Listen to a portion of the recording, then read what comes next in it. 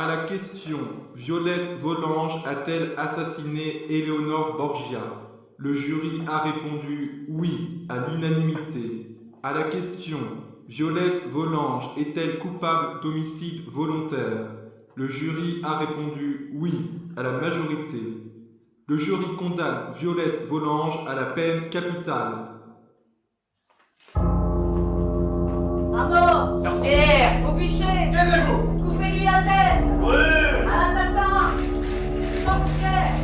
Mère! À mort!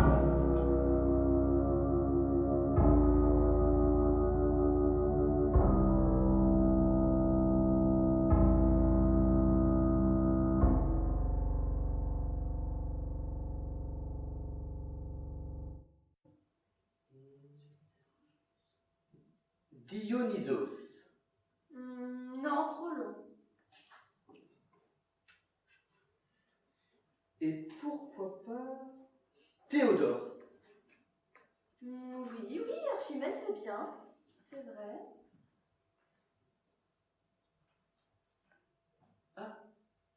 Et Agapou. C'est pas chou ça, Agapou? Agapou le hibou tout chou. Ah.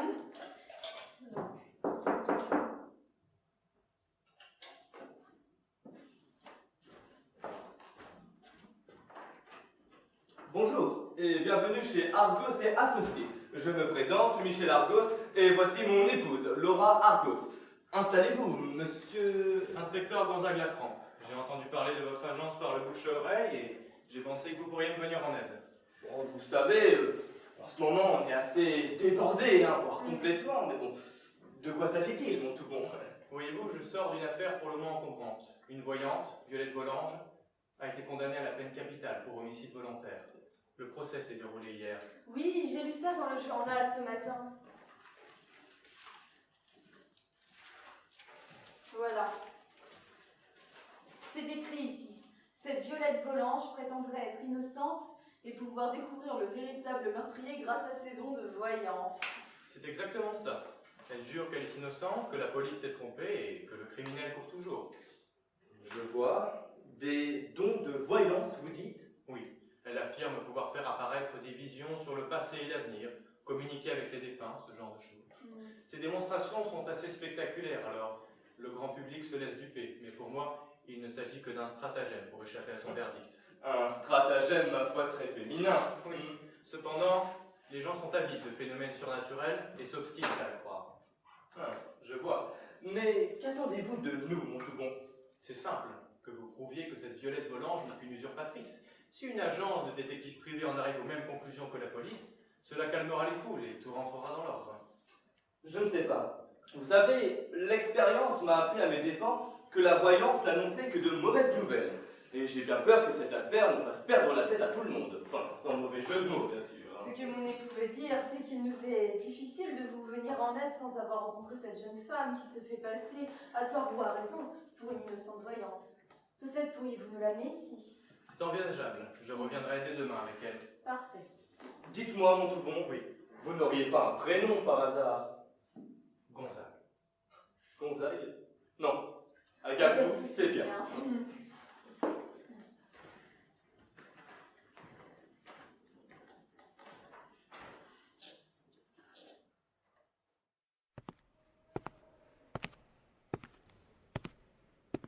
Je viens interroger la prévenue numéro 12.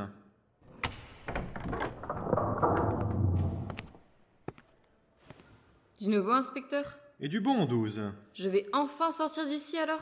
Dès demain. Comment avez-vous fait pour les convaincre aussi vite? Oh, les Argos, aussi compétents soient-ils, semblent faciles à duper. Surtout lui. À demain, 12. Je viendrai vous escorter à la première heure. Et n'oubliez pas... Je sais. Je dois les persuader. Mieux, 12. Persuadez-moi.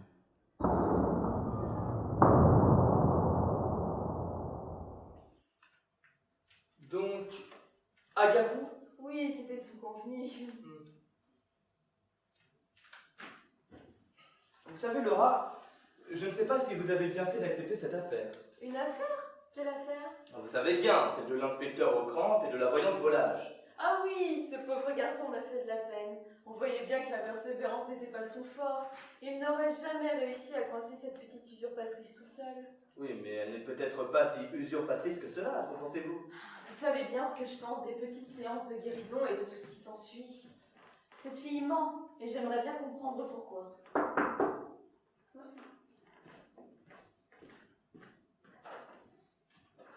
Ah, c'est vous, Gonzague. Gonzague. Mon mari et moi-même étions justement en train de travailler sur un nouveau dossier particulièrement fastidieux. Je vois, et vous parviendrez à traiter 2 affaires à la fois? Oh, vous savez, chez Argos et Associés, travailler est la priorité. Associé. Vous travaillez donc avec des confrères? Oh, Mais jamais de la vie, mon tout bon. nous ne sommes jamais mieux que seuls. Exactement. Oui, comme tout le monde. Laissez-moi vous présenter mademoiselle Violette Volange. Volange, comme l'envol des anges. Non, comme une gueule d'ange qui vole, qui dépouille, qui pille, qui chupe tout en un mot. Vous avez bien fait de l'amener dans ce cas. Bien, mademoiselle. Monsieur, une vision. Je vois un manoir, une scène de crime, une jeune fille arrêtée, mais qui jouait la comédie, un médecin tueur et un train qui continue. Bravo, mademoiselle. Je revois l'affaire de la cour comme lorsque je l'ai résolue. En à peine 2 jours de surcroît. 2 jours, belle performance. N'est-ce pas? Oui, 2 jours durant lesquels un détective aussi compétent aurait bien espéré enquêter dans des conditions plus valorisantes qu'enfermé dans un minuscule office avec une tasse de café froid et quelques toasts rancis. Que nenni, mademoiselle. Un bon limier flaire sa piste et trouve sa proie, quelles que soient les conditions de chasse que lui imposent les hommes. Néanmoins, comment connaissez-vous tous ces détails, mademoiselle? Eh bien, vous dites que je suis perspicace. La foule estime que j'ai un don. L'inspecteur propage que j'ai un penchant pour le mensonge. L'avenir nous dira, enfin, dans mon cas me répétera, quelle est la vérité. Impressionnant, je dois dire. Oui, mademoiselle, tout cela est très impressionnant. Mais peut-être pourriez-vous nous apprendre des éléments que nous ignorons? Mais bien sûr, madame. Donnez-moi votre main. Non, la droite. Eh bien, je vois une histoire de corbeau. Un corbeau? Hibou. Oh, hibou. Je vois également un éloignement proche. Un autre homme qui intervient. Un homme avec un prénom en un. Gustave. Bien, quelque chose comme cela.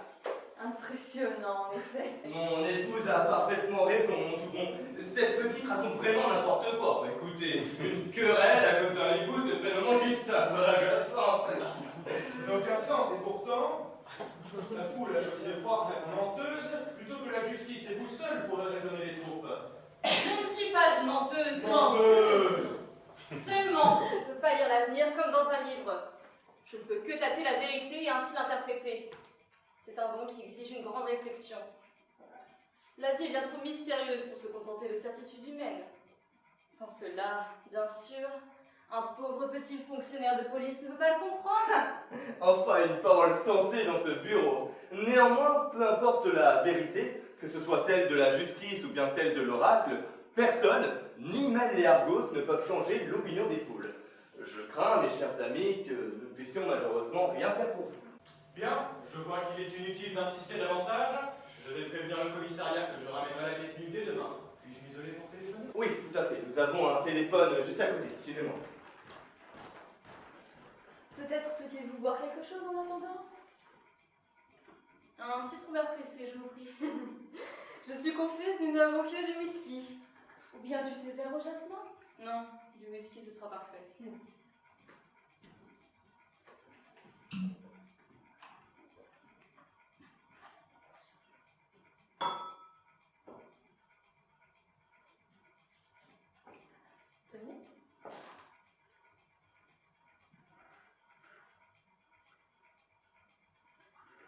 Je vous rappelle une jeune fille, n'est-ce pas? Une jeune fille.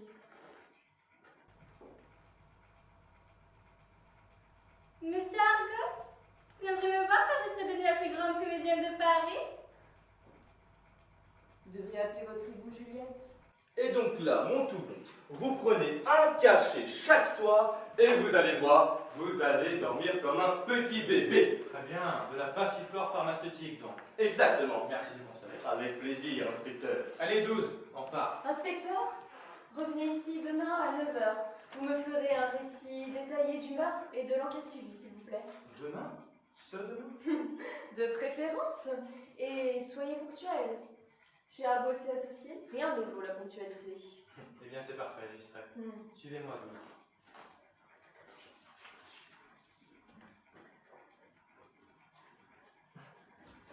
12. Ma chérie, je voudrais vous remercier de vous montrer autant à l'écoute de mes choix et de me soutenir avec une telle conviction dans mes décisions. Non, vraiment, Laura, vous êtes l'épouse parfaite. Vous ne me tenez jamais à l'écart de vos idées, jamais.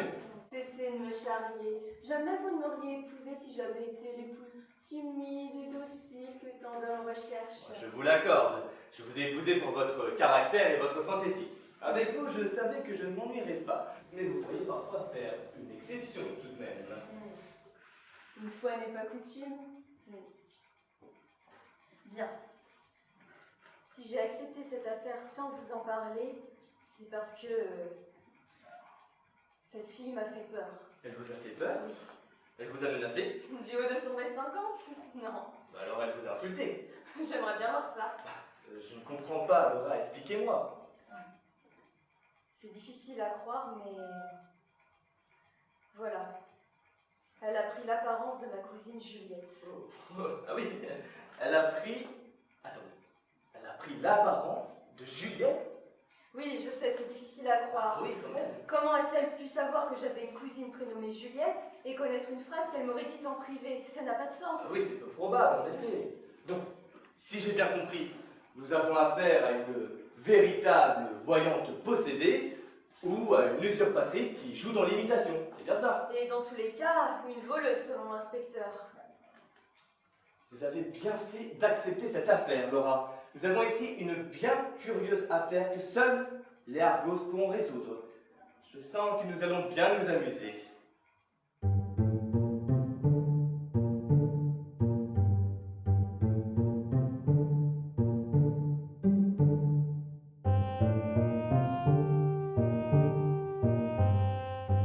Ma chérie, je voudrais vraiment vous féliciter, vraiment, j'admire votre professionnalisme, mais tout de même, nous ne sommes pas installés à notre compte pour commencer à travailler dès 9 h du matin, voyons.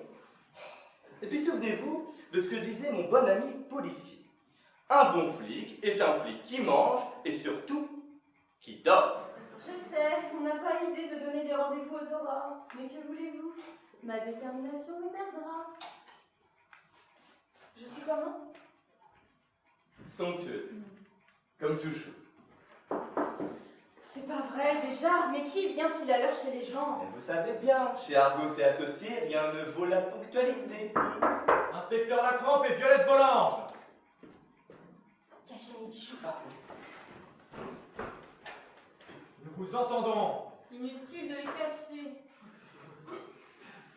Inspecteur, nous vous attendions. Avant de commencer, Laura, je crois que j'ai quelque chose pour vous. Pour moi? Oui, ah, bonjour. Ce n'est pas à moi. C'est la nôtre. Veuillez excuser ma détenue, elle ne peut s'en empêcher. Ah, c'est bien naturel. Qu'est-ce qu'elle est moche, sa chemise. Une tasse de thé au jasmin. Non. Comme convenu, nous sommes venus vous rapporter les éléments nécessaires à la poursuite de l'enquête. Nous vous écoutons. C'est-à-dire que certaines conditions sont nécessaires. Si vous voulez voir quelque chose, il va falloir vous montrer ouvert. Ouvert, enfin, mademoiselle, je sais qu'il est extrêmement tôt, mais quand même, je peux vous assurer que nous avons bel et bien les yeux ouverts. Que voulez-vous dire, Mais non, vous mademoiselle? ne comprenez pas. Je ne vais pas me contenter de vous raconter la scène. Je vais vous la montrer, grâce à mon don. Le fameux. Donnez-moi les mains, tous les deux. Comme hier. Comme hier. Ah, je vous assure, Laura, je ne lui ai jamais tenu la main. Écoutez. Parfait! Maintenant, vous allez fermer les yeux. Quand vous les rouvrirez, vous verrez apparaître devant vous tout ce qui s'est passé avant et après le meurtre. Finalement, elle n'a rien à envier à ma cousine Juliette.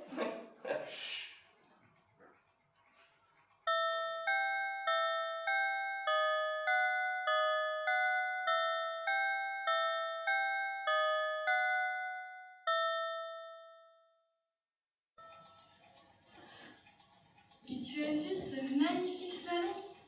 Il sera parfait pour nos longues soirées d'hiver, à lire bien au chaud au coin de la cheminée, comme dans toutes les bonnes familles. Et cette vue, une forêt profonde et mystérieuse, comme nous, pas un voisin. Nous sommes comme coupés du monde. Tu verras, ma belle, nous serons heureuses ici. Oui, il faut juste que je m'habitue. Bien sûr, et tu y arriveras, Éléonore.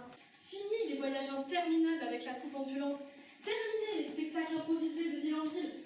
Nous allons enfin pouvoir vivre et tout oublier. Viens, allons visiter le jardin. Je te rejoins dans un instant. Oui.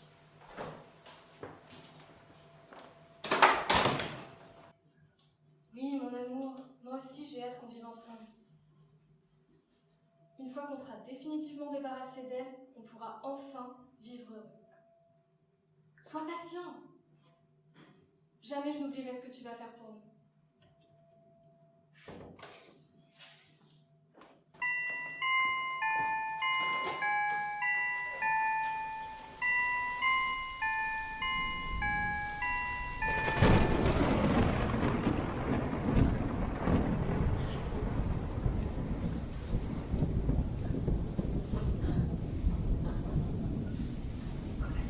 Corazon, réveille-toi. Réveille-toi, Diego. Tu as entendu ce qu'elle a dit? Tout à fait, mi amor. Je suis entièrement d'accord avec toi. Mais Diego, réveille-toi. La bonne est entrée. Elle dit qu'il y a un cadavre dans la bibliothèque. À quoi? Un cadavre dans la bibliothèque. Qui a dit ça? Et tu écoutes quand je te parle. La bonne. La nouvelle.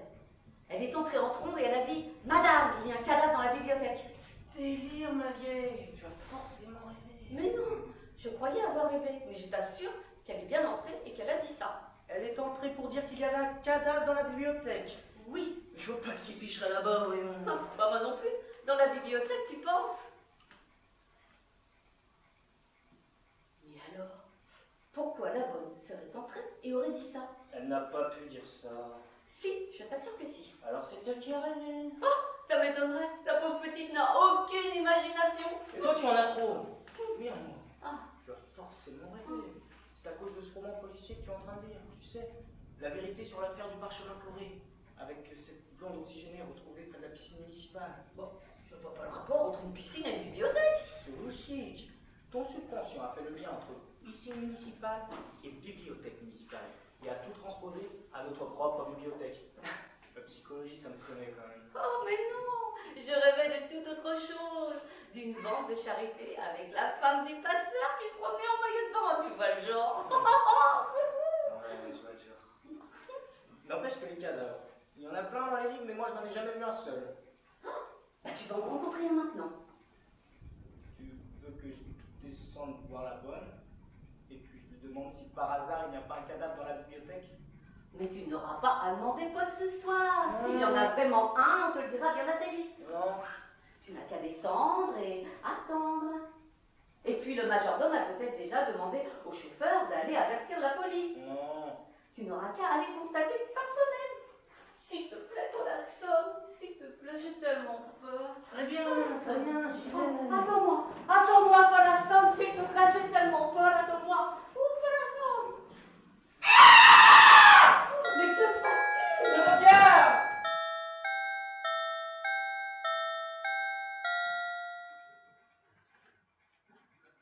Et vous dites que vous ne la connaissez ni d'Ève ni d'Adam. Absolument, inspecteur. Mademoiselle Borgia m'a signalé la disparition de sa sœur ce matin. Je lui ai demandé de venir identifier le corps. Oh mon Dieu, c'est ma sœur Éléonore! Oh merde. Que se passe-t-il, inspecteur? Elle a été poignardée en plein cœur.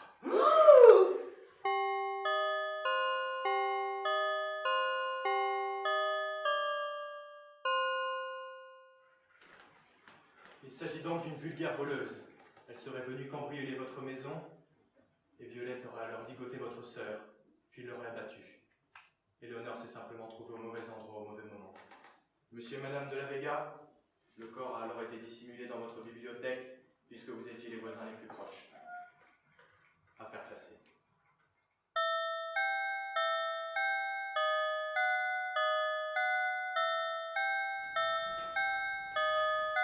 Voilà.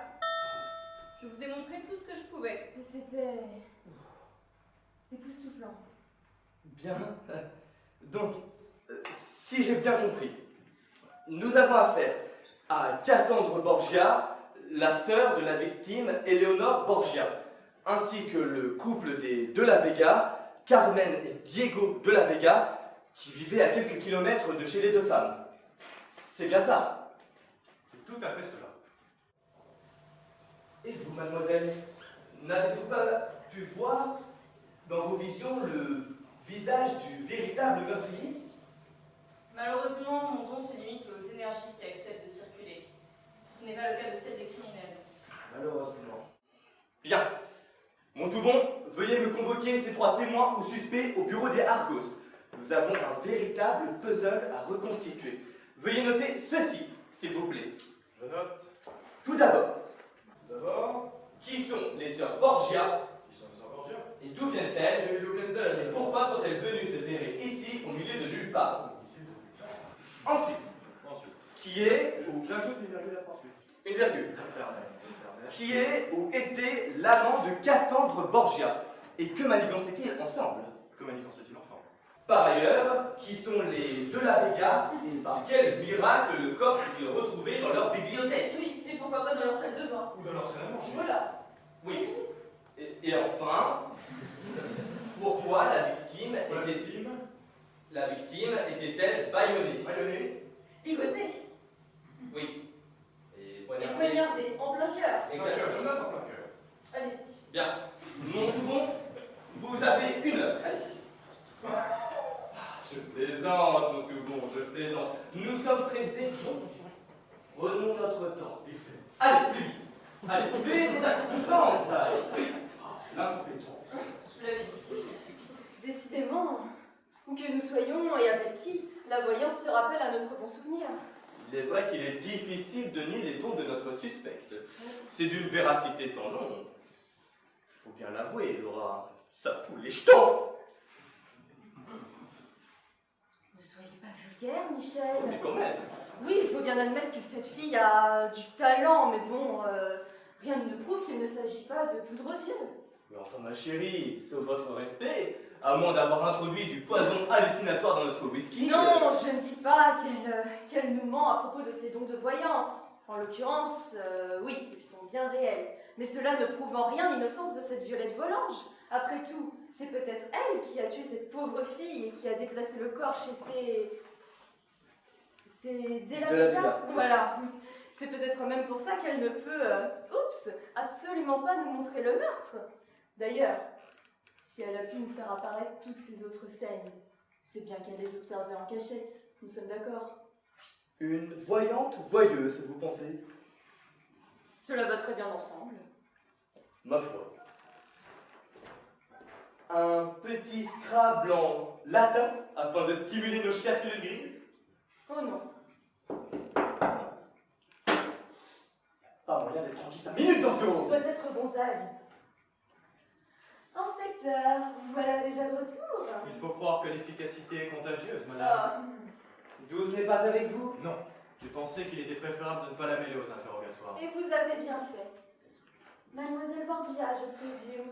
Souhaitez-vous boire quelque chose? Une tasse de thé vert au jasmin, par exemple? Non, je vous remercie.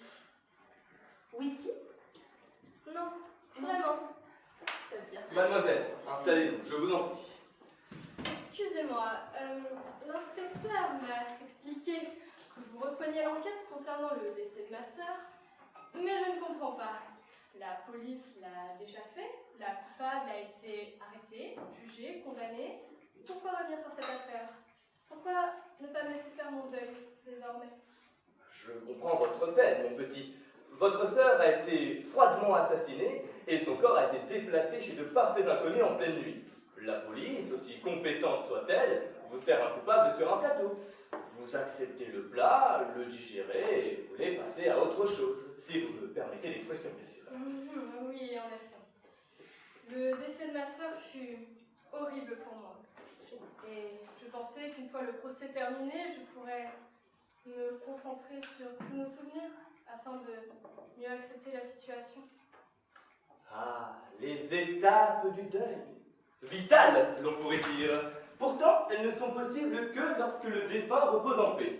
Or, dans le cas présent, les forces de l'ordre n'ont pas vraiment rendu justice à votre sœur. Pardon? Dans le cas présent, comme vous dites, les forces de l'ordre ont parfaitement rempli leur devoir. Cependant, il semblerait qu'elles aient été dupées. Ne l'interrompez jamais. Merci. Bien. Comme je vous le disais, la police s'est trompée de coupable. C'est pourquoi l'inspecteur Lacrampe, lucide, s'en est remis à la plus prestigieuse agence de détectives de France, Argos et Associés. Deux mystérieuses missives de la part d'un maître chanteur. Les Argos traquent le corbeau et l'obligent à se rendre. L'argenterie, volée lors d'un dîner mondain. Les Argos vous le rapportent astiqué et rangé. Un mari qui rentre de plus en plus tard. Les Argos le prennent en flagrant délit avec sa maîtresse. Et enfin, un meurtre. Les Argos, maîtres du crime, s'avancent vers vous tel Némésis, descendu de son socle, afin de résoudre l'énigme de la sainte vérité. Inutile de m'applaudir, je pratique l'élégance chaque jour. Je vois. Enfin, non. Je ne vois pas. Vous dites que ma sœur n'a pas été assassinée par cette violette volange, que l'inspecteur s'est trompé de coupable, et donc que le meurtrier court toujours. Sans du tout. Et vous comptez le trouver et l'arrêter. Mais précisément, mademoiselle. Et comment comptez-vous vous y prendre? Un bon magicien ne dévoile jamais ses secrets, mademoiselle. Parlez-moi plutôt de vous et votre sœur. D'où venez-vous et pourquoi êtes-vous venu vous installer ici?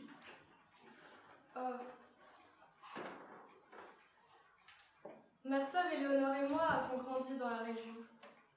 J'étais tout juste majeure lorsque nous avons perdu nos parents, alors j'ai pris ma sœur sous mon aile. Nous avons toujours été très proches, déjà enfants. Je travaillais comme ouvreuse au théâtre, mais Éléonore passait ses journées à pleurer la mort de nos parents. Je ne savais plus quoi faire pour la sortir de sa mélancolie. C'est pourquoi j'ai eu l'idée d'intégrer une troupe de théâtre ambulant. C'était le meilleur moyen pour fuir notre chagrin et nos souvenirs devenus trop douloureux. Nous avons voyagé, visité des villes magnifiques, rencontré des gens passionnants. C'était incroyable. En effet, cela a dû être une expérience très enrichissante. Mais vous avez tout de même choisi de revenir à vos sources. Les voyages, c'est fantastique, mais il y a un temps pour tout. Nous éprouvions toutes les deux le besoin de reconstruire notre vie, de rencontrer quelqu'un, de fonder une famille. Alors, après 5 ans de théâtre ambulant, nous avons quitté la troupe pour revenir nous installer dans notre région natale, comme pour retrouver un peu nos parents. C'était mon idée. Aujourd'hui, je le regrette.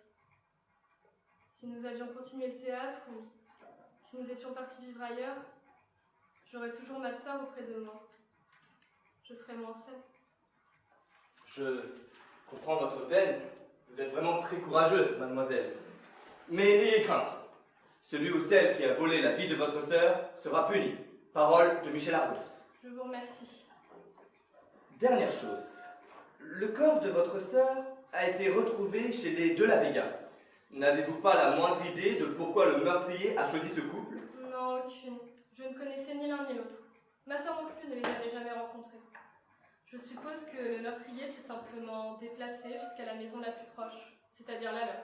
Ce sont nos seuls voisins. Bien, nous vérifierons cela. J'ai appris tout ce que je voulais savoir, mademoiselle. Vous pouvez aller vous reposer. L'inspecteur Lacrampe va vous raccompagner. Je vous remercie, monsieur Argos. Vous pensez que vous réussirez, malgré le peu d'informations dont vous disposez? Mais bien évidemment, mademoiselle. Vous savez, chez Argos et Associés... On a de la suite dans les idées. Exactement. Courage, mademoiselle. Durant une telle épreuve, ne culpabilisez surtout pas en vous changeant les idées. C'est important après tout. Bien que j'imagine que vous n'avez eu le temps de créer aucune affinité dans la région. Malheureusement, non.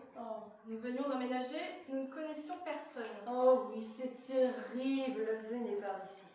Mais alors, pourquoi vous installer dans une maison si isolée de tout? Après votre expérience théâtrale, j'aurais cru que vous voudriez au contraire, je ne sais pas, retrouver la foule citadine. Non, au contraire. Nous ressentions toutes les deux le besoin de réapprendre à vivre, de méditer, de nous couper de tout. Oui, cela se conçoit. Mais je ne comprends pas. Vous avez grandi dans la région, votre sœur et vous-même, et vous n'avez gardé aucune connaissance de votre vie passée. Personne qui pourrait vous soutenir aujourd'hui. Lorsque nous avons perdu nos parents, qui représentaient notre seule famille, nous avons bien vite réalisé que nous n'avions que très peu de véritables amis, et aucun qui ne vivent encore dans la région. Quel dommage. Maintenant, excusez-moi madame, j'aimerais rentrer chez moi. Oh, mais bien sûr, mademoiselle. Je vous en prie. Inspecteur? Oui, je vais la raccompagner. Je vous ramène monsieur et madame de la Vega.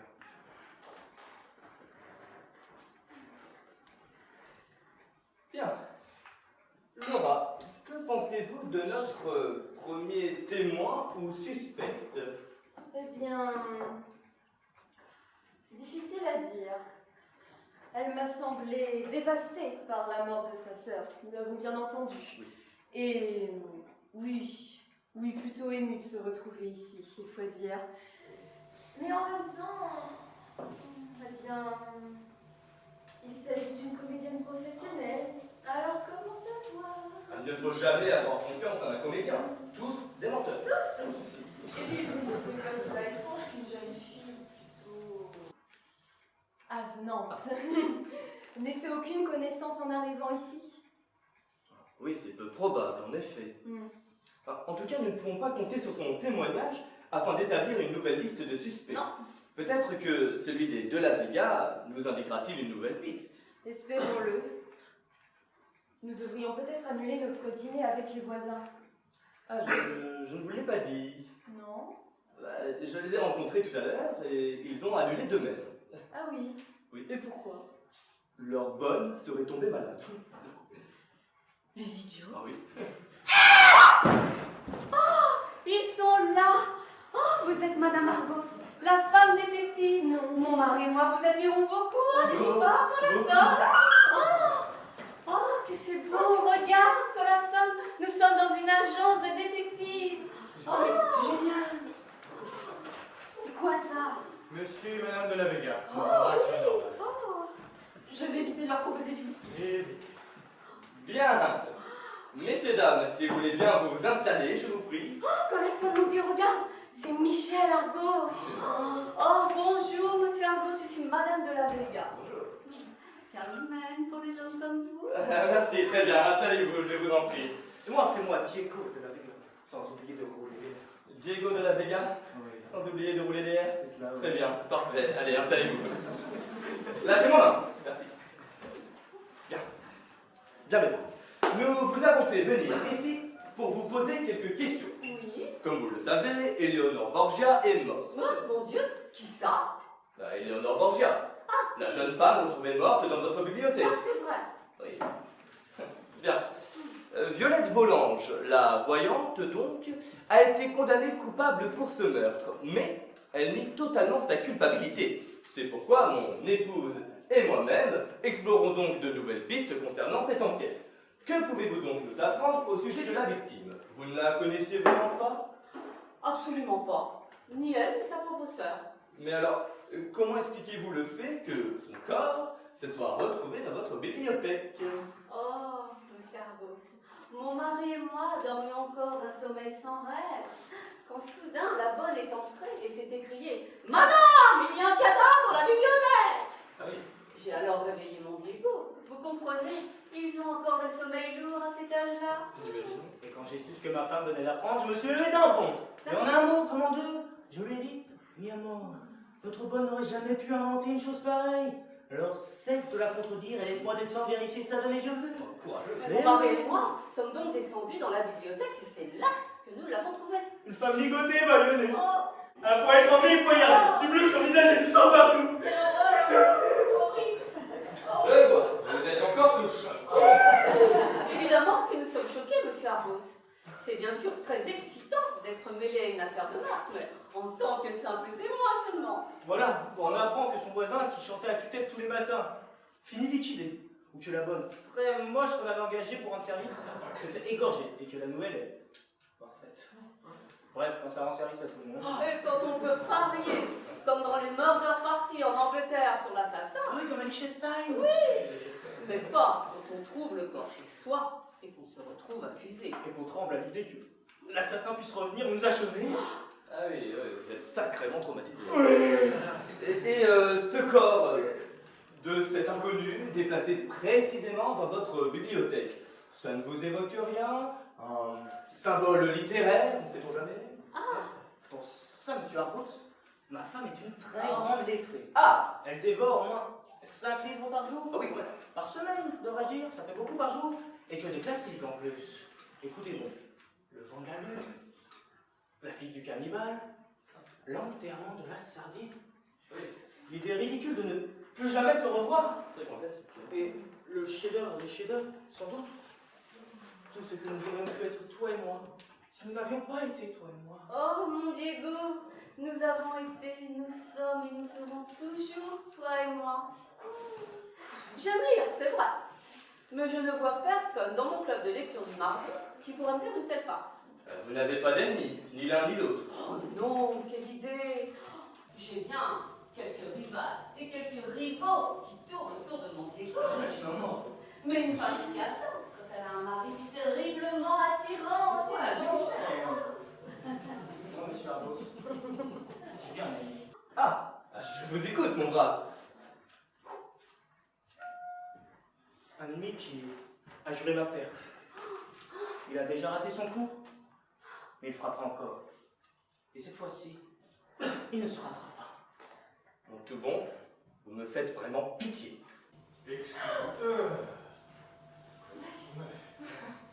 Excusez-moi. Il est un quart. Dans un quart, il sera la demi. Vais-je chercher 12 maintenant? Oui, faites mon tout bon et ramenez-le par la même occasion. Vous ne nous avez pas dit. Que faites-vous dans la vie? Millionnaire. Oh, vous aussi. Mon métier, n'est-ce pas? Il faut bien l'avouer, Laura, c'est un long chemin. Sauf quand on est bien né, Gonzague. Et vous, monsieur? L'aristocratie. Mais je ne suis pas comme ma femme, moi. Je suis pas né avec une louche en satin dans la bouche. Ma famille que j'étais avant moi. Eh ouais. Et un beau jour, je raturais l'écurie. J'ai des yeux et... Oh mon Diego, tu savais si bien siffler. Un cobra n'aurait su résister à ton charme. Et alors, en plus d'en faire un étalon, j'en ai fait un honnête homme. Vous l'avez adopté. Inspecteur, l'amour n'est pas une question d'âge. Une question d'argent? Mais ça suffit maintenant. Mais moi, rentrons. Détective, qu'est-ce que vous avez attendu pour vous mettre au boulot? Et vous? Attendez, monsieur Arbos, Oui. j'ai justement une photo de vous sur moi. Pouvez-vous me signer un autographe? Oui, monsieur Arbos, j'ai justement mon bras sur moi, s'il vous plaît. Très bien, très bien. Je signe, Oh, mais après vous partez, d'accord? je ne sais pas, c'est tellement excitant. Mais regardez-les Oh, tous les deux. oh, merci. Aucune pudeur. Si le monde les voyait. Malheureusement, vous savez ce que c'est le monde, Oh, Laura? regarde. C'est eux. Oh, cette photo ne me quittera jamais plus. Oh, monsieur Arbos, Oh, plus merci. jamais je me laverai le bras. Bien, le monde a les bras bien sales, mon cher monsieur. Oh, Diego. Là, partez maintenant. Allez, allez, j'en ai marre. Allez, dehors. Dehors, allez, ça vous concerne aussi. Allez. Enfin débarrassé de ce malade. Pourquoi les insulter? Ces gens sont très charmants. Et puis, vous êtes leur idole. Enfin, justement, Laura, Michel Argos, un homme d'idéal, un homme de bien, Devenu la coqueluche des arrivistes et des demi-montaines. Et Laura de la Cour, la jeune fille issue de la haute aristocratie, devenue la femme détective, fantasmée par les gigolos. Vous les avez vus tous les deux? On ne peut plus rien pour eux. Ils ne peuvent plus rien pour nous non plus. Enfin, qu'est-ce qu'ils nous ont appris? Hormis le fait que les Borgia et les De la Vega ne se connaissent vraiment pas. ils ne se connaissent pas, personne ne sait rien dans cette histoire. Un corps a été déplacé chez les inconnus dans une bibliothèque, en pleine nuit, tout le monde trouve ça normal. Vous faites voir. Oh, j'ai l'humeur destructrice. Nous n'avons rien appris en somme. Ouais. Pour vous, les... Personne ne connaît personne. Oui, donc, pour vous, les de la Vega... Personne n'a d'ennemis. Oui, donc, pour vous, les de la Ni Vega... d'amis.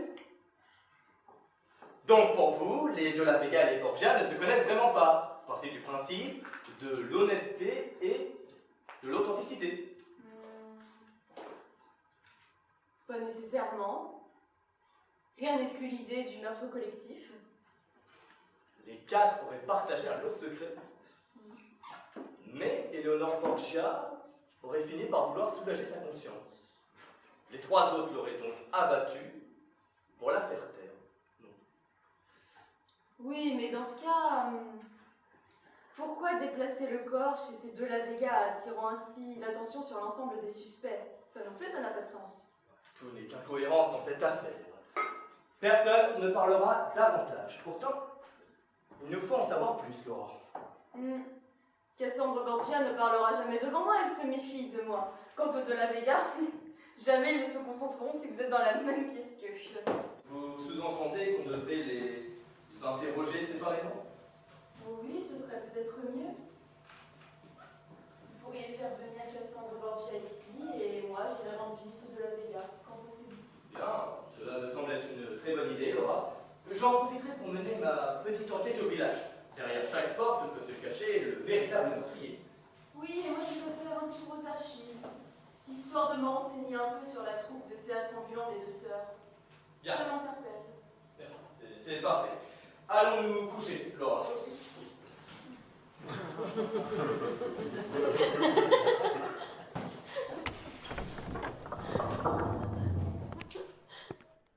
Alors 12, il a fait beau aujourd'hui? Très amusant, inspecteur.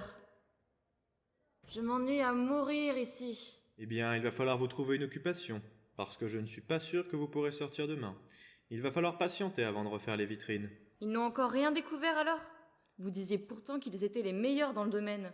Alors décharge, l'adversité n'est pas mauvaise non plus. Nous allons assister là à un combat de force, 12. Et qu'attendez-vous pour provoquer les choses? Chut, du calme, 12.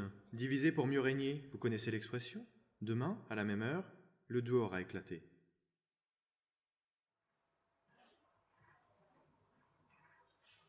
Bien. Évaluons la situation. Cassandre et Eleonore Borgia, orphelines et comédiennes depuis 5 ans, propriétaires d'une maison dans le village depuis 1 mois. Eleonore Borgia, 20 ans, la cadette, la victime, mélancolique.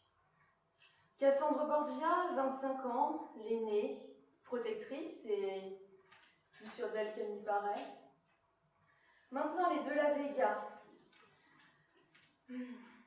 Mariés et propriétaires de leur maison depuis 3 ans. Carmen de La Vega, 50 ans, rentière, et Diego de La Vega, 23 ans, ancien palefrenier. Quel lien entre ces 4 individus?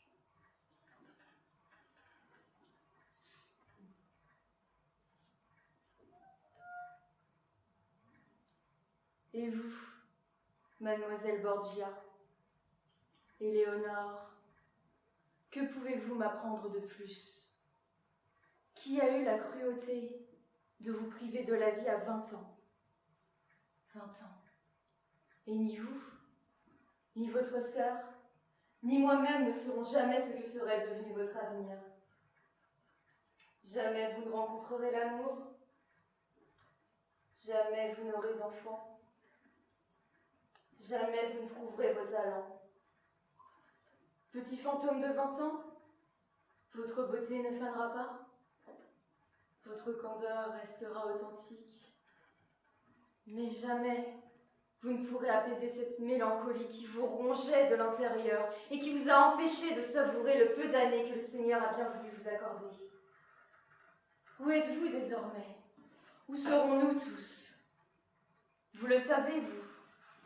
Vous avez enfin obtenu la réponse à la sempiternelle question de l'humanité. Mais à quel prix? Le prix de la vie? Le prix du bonheur? Mourir à 20 ans. Ce n'est pas pire que de survivre 20 ans dans une existence sans saveur. Rien n'est définitif quand on a la vie devant soi. Cela, c'est ce que disent les personnes déjà heureuses. Vous n'étiez pas heureuse. Je n'étais pas malheureuse. Et maintenant? Je ne sais pas, je ne sais plus. Il n'y a plus de jour, il n'y a plus de nuit. C'est comme si le temps ne passait pas. Tout n'est plus qu'énergie. Certaines me donnent l'impression de me réincarner à nouveau dans mon corps. Et dans ces moments-là, je me sens proche des vivants comme je ne l'ai jamais été. Mais la plupart du temps, je le passe à attendre que quelque chose arrive. La peur du vide. Les choses arriveront peut-être si vous le décidez. Non, plus maintenant. Je n'ai plus le pouvoir d'action. Je ne peux désormais qu'observer les choses et les personnes. C'est comme si j'avais perdu une partie de mes sens. Je ne peux plus humer le parfum de la forêt, je ne peux plus goûter ces mets qui me faisaient envie, je ne peux plus effleurer le visage de ma sœur. Pourtant, ma vue s'est incroyablement développée, et mon écoute aussi. J'observe des choses que je n'aurais jamais soupçonné observer auparavant. Aujourd'hui, je peux prévoir les événements avant qu'ils n'arrivent. Un nouveau don de voyance? De sorcellerie? Ni l'un ni l'autre. Ce que je vois, ce que j'entends, les vivants pourraient le prévoir autant que moi, mais ils n'en font pas l'effort, ils n'en prennent pas le temps, tout simplement car ils n'ont pas conscience de sa valeur. Ne pouvant plus agir ni m'exprimer, mes jours ne s'écoulant pas, je me retrouve obligée d'observer et d'écouter. Et ce que j'interprète des âmes humaines me permet aisément de deviner leur devenir. Mais malheureusement, je ne peux pas les prévenir. Ce qui doit être très frustrant. Mais n'est-ce pas là tout l'intérêt de la vie? Ne jamais savoir ce qu'elle nous réserve? Si, bien sûr. Une vie simple et vertueuse rencontrera ou bien de magnifiques surprises ou bien des obstacles qui la renforceront. Mais une vie tourmentée par les secrets inavouables ne sera qu'angoisse, une vie plus silencieuse que la mort. Les morts aussi ont leurs secrets. Et des secrets qu'ils ne pourront plus jamais confesser. Les morts attendent que quelque chose arrive car ils espèrent que les vivants parleront pour eux. D'où je suis, dans le silence et dans le noir, les vivants m'apparaissent comme d'étranges formes bruyantes, mouvantes et colorées. J'ai pitié d'eux car ils s'obstinent à regarder le mensonge tandis que moi, je tâte la vérité. Certains vivants fuient le mensonge et recherchent la vérité. C'est mon cas. Déjà très jeune, puis au fil de mon expérience, j'ai pu me façonner une idée de l'âme humaine. J'ai vu le mal dont elle était capable. Haine, hypocrisie, trahison, perversion, égoïsme, violence. Je n'ai pas peur des spectres, non. J'ai peur de l'homme, parce qu'il est capable de tout. Homo homini lupus est. L'homme est un nous pour l'homme. Et pourtant, je crois au bien aussi. Je reste persuadée que des individus naissent bons, et le reste. La gentillesse, la bienveillance, le don de soi sont des valeurs que l'on peut apprécier venant de chez nombreuses personnes. Seulement, si l'on y fait bien attention. C'est pourquoi je consacre ma vie à défendre les plus vulnérables et à rendre justice aux plus honnêtes. Je crois en la justice. Vous êtes une âme pure, je le ressens, mais sachez que les âmes les plus corrompues sont parfois plus charitables que les âmes les plus vertueuses. Un homme qui sacrifie ses valeurs pour en sauver un autre est meilleur qu'un homme qui ne fait rien sous prétexte de vouloir rester droit. Vous pensez à quelqu'un? Les réponses sont dans les questions que vous vous posez. Cherchez et vous... Par où dois-je commencer? Vengez-moi!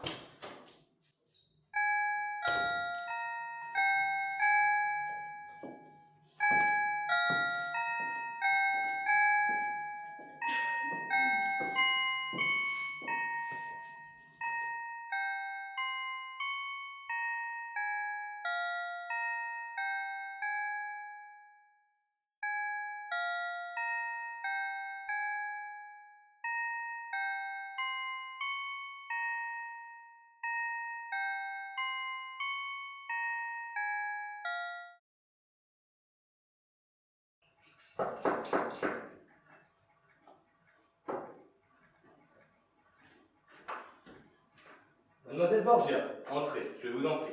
Monsieur Argos, vous avez demandé à me revoir. Tout à fait. J'ai pensé que nous pourrions discuter plus longuement, dans des conditions qui ressembleraient moins à celles d'un interrogatoire. Installez-vous, je vous en prie. Je n'ai rien contre monsieur Argos, mais que voulez-vous savoir de plus? De plus? Mais mademoiselle, je ne sais pour ainsi dire rien du tout. Je connais effectivement des détails concernant le meurtre de votre sœur, mais en ce qui concerne la cause, j'ai besoin que vous vous racontiez. Tenez, votre enfance par exemple. Mon enfance? Je ne vois vraiment pas en quoi mon enfance pourrait vous éclairer. Et puis, vous êtes mon enquêteur, pas mon confident. Oh que non, et Dieu merci. Mais sachez, mademoiselle, que les décisions que nous prenons à l'âge adulte sont souvent déterminées par notre âme d'enfant. N'êtes-vous pas d'accord? Possible. Et que voulez-vous savoir de mon enfance? A-t-elle été heureuse? Quelle relation entreteniez-vous avec votre sœur? Très heureuse. Nos parents nous ont donné beaucoup d'amour et ma sœur et moi étions très complices. J'étais de 5 ans son aînée, alors je l'ai toujours un peu protégée. Tout comme nos parents, qui ont toujours fait beaucoup attention à elle. J'ai bien répondu, monsieur Argos? Plus attention à elle qu'à vous. Différemment, plutôt. Léonore était une petite fille fragile et solitaire, alors que j'étais déjà très autonome. Je me souviens d'un été, nos parents s'étaient absentés pour quelques jours et nous avaient laissés seuls. Je me suis transformée en vraie petite maîtresse de maison. Je préparais nos repas, je m'occupais des tâches ménagères, pendant qu'Éléonore restait silencieuse, assise dans un coin à me regarder. Et avec le recul, que pensez-vous de son comportement? C'est drôle, je ne m'étais jamais posé la question, mais maintenant vous me le faites remarquer. Finalement, notre relation a toujours demeuré un peu déséquilibrée. Elle n'est jamais vraiment venue vers moi. C'était toujours à moi de faire le premier pas vers elle. Cela a dû être difficile pour vous. Oui, en effet. Je me suis même déjà demandé si elle m'aimait vraiment. Si elle me considérait comme une alliée, ou plutôt comme, je ne sais pas, une rivale. Une rivale? Le terme peut sembler assez fort, Oui, quand même. pourtant, elle s'est toujours comparée à moi. Que ce soit dans nos jeux, enfants, ou dans notre manière de nous habiller, jeunes filles. Elle m'imitait, elle voulait obtenir ce que je possédais. Je me souviens d'une querelle entre nous. Je revenais de mon premier rendez-vous galant et je l'ai retrouvée dans ma chambre en train d'essayer mes vêtements et mon maquillage sans m'avoir demandé l'autorisation. Elle était jalouse que je trouve un petit ami avant elle et elle voulait me ressembler pour intéresser les garçons. Depuis, je l'ai tenue à l'écart de ma vie sentimentale. Vous ne trouvez pas cela malsain, vous, la rivalité entre sœurs? Et vous? Qu'en pensez-vous? Il paraît que c'est courant, mais ce n'est pas sans pour autant. C'est vrai, ça. Mais peu importe. Elle était ma sœur et je l'aimais. Et oui, je suppose qu'elle m'aimait, elle aussi. Nous n'aurions pas vécu tant de choses ensemble toutes ces années. Ce que nous avons pu inventer. Éléonore avait une imagination incroyable. Et moi, je suis extrêmement méthodique. Deux profils parfaitement complémentaires. Elle avait de ses idées, elle aurait pu devenir une grande romancière. Enfin, si elle avait vécu. Oui, personne ne devrait mourir aussi jeune. Bien, j'ai appris tout ce que je voulais savoir. Maintenant, si vous voulez bien partir, s'il vous plaît. C'est tout. Je ne vois vraiment pas en quoi mon témoignage a pu vous être utile. Oh que si, mademoiselle. Et maintenant, je vais mener ma petite enquête au village. Et vous allez m'accompagner. Vous accompagnez au village? Oui. Je ne connais personne. Effectivement, mais vous saurez me guider vers les protagonistes essentiels au témoignage. Le docteur, le curé, le maire, la commère du village, enfin ceux qui savent tout sur tout. Oui, bien sûr, mais je... Et puis enfin, regardez-vous, on n'a pas idée d'être aussi pâle, voyons. Non, non, il vous faut sortir, rencontrer du monde, aller de l'avant, il vous faut vivre. Bonjour, mademoiselle Bordière. Bien, si vous êtes allé faire un tour d'archives? Oui, et ce fut très efficace. Nous avons là une tonne de dossiers. Nous J'ai là une tonne de dossiers. Enfin, rien de bien pertinent. On fait avec les moyens qu'on a. Bien, pour ma part, je vais mener ma petite enquête au village, Bien. accompagnée de mademoiselle Cassandre Borgia. À tout à l'heure, bon courage.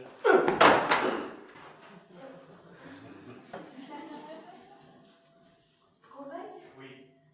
pouvez-vous poser ces dossiers sur le bureau Présentement, Laura, je ramasse. Très bien.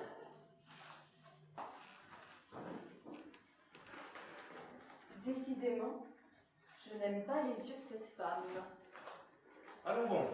Mais pourquoi? Oh, ils sont, vous savez, Oui. trop clairs ou bien trop gros. Enfin, on dirait toujours qu'ils vont se détacher des orbites et s'écrouler sur le sol. Vous devez tout de même admettre qu'il s'agit d'une jolie femme. Oh, une jolie fille, Gonzague.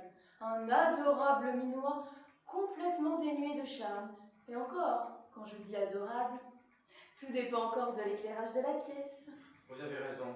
Je dirais que c'est hier, au moment où le jour a commencé à décliner et où votre mari a allumé la lumière, oui, à 17h20 exactement, que sa beauté s'est dévoilée à son plus noble avantage.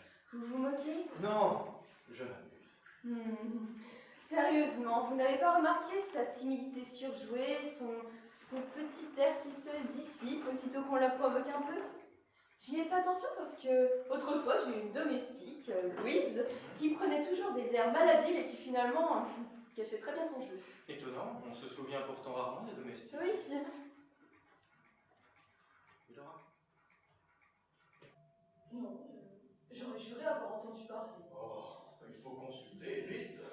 Bref, nous avons là une tonne de dossiers, alors allons-y. Vous tenez absolument à lire tous ces dossiers. Et vous croyez que je vous ai fait venir pourquoi? Pouponner un gâteau? Vos impôts me payent pour ça. Vamos, corazon, tu es beaucoup trop craintif. Mais tu es folle, mi amor. Jamais je n'oserais aller leur parler tout seul. Vas-y, toi. Oh, bah, tu t'insistes. Attends, qu'est-ce qu'on leur dit déjà? Mais concentre-toi bien, Diego. Je lui fais croire que j'ai perdu ma parure de diamant et que j'en suis catastrophée. Toi, tu le persuades qu'il s'agit bien d'un vol et que quelqu'un est encore entré par effraction chez nous. Il prendra son bel air grave et là, seulement là, nous l'invitons à dîner. Tu as compris?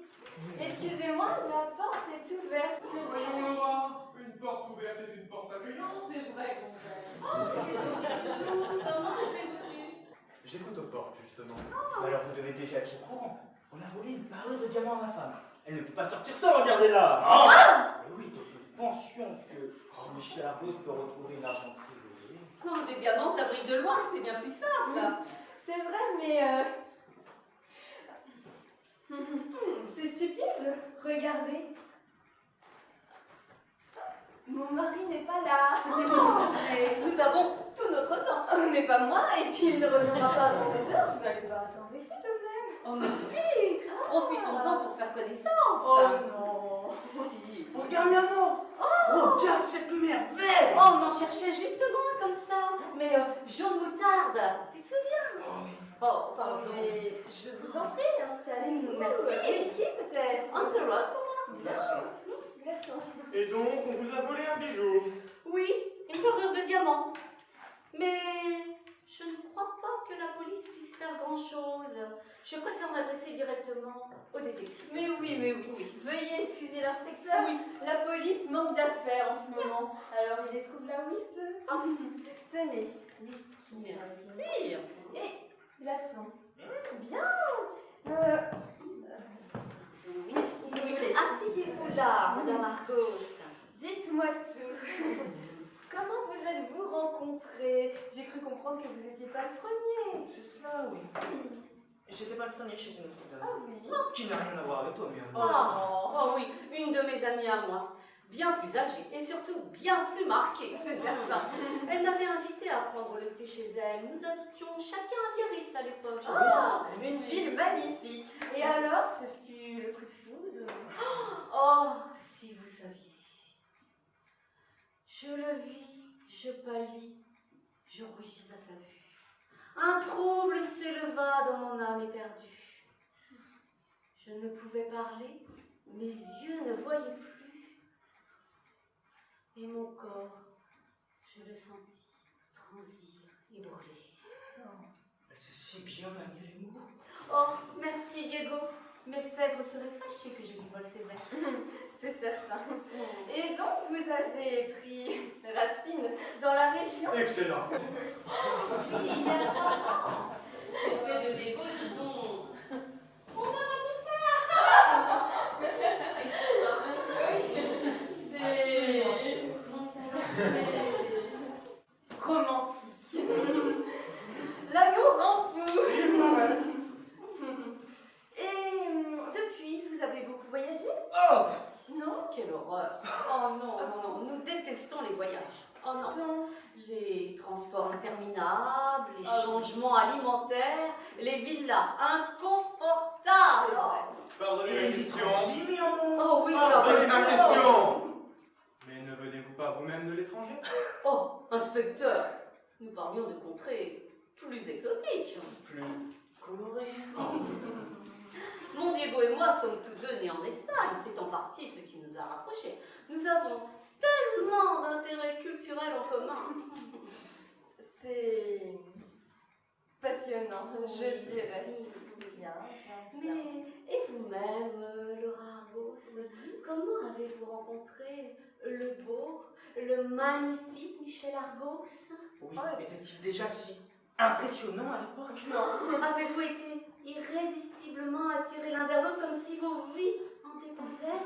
Dites-nous tout. Nous voulons tout savoir sur vous deux. Mais laisse-la! Je vais remplir vos verres avec de l'eau, ils sont vides.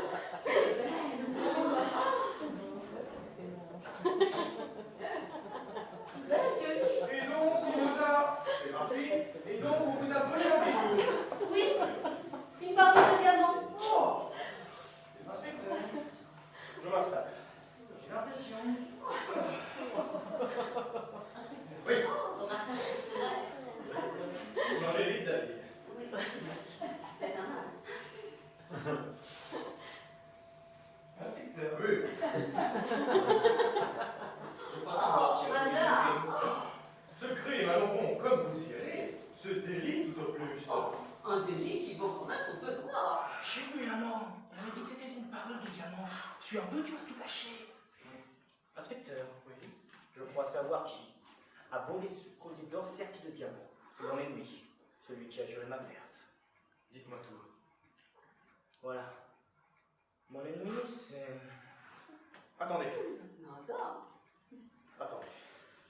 Je note. Moi aussi.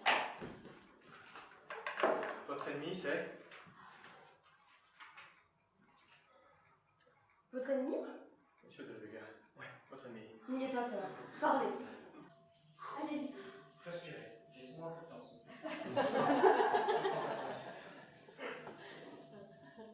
Voilà. Mon ennemi, c'est... Michel Argos! Allez! Vous! Et c'est Nicolas Laura! Et vous? Moi? Mais vous avez vu le temps dehors! Il est bien aise de cultiver sa conscience professionnelle, mais il y a un temps pour tout. Et c'est le cas de le dire. Souvenez-vous de ce que disait mon bon ami policier. Un flic intelligent ne sort de son bureau que lorsqu'il fait beau. Voilà, tout à fait. Ah, Gonzague, je vous aurais presque oublié, vous.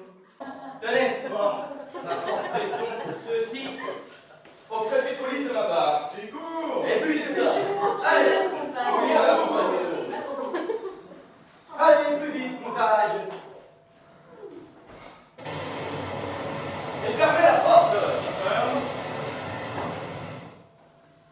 Monsieur Argos, on m'a volé un bijou. Qu'est-ce que vous voulez que ça me fasse? Mais retrouvez-le. Et protégez-nous, c'est peut-être l'assassin qui est revenu chez nous, voler nos affaires pour nous effrayer. Impossible.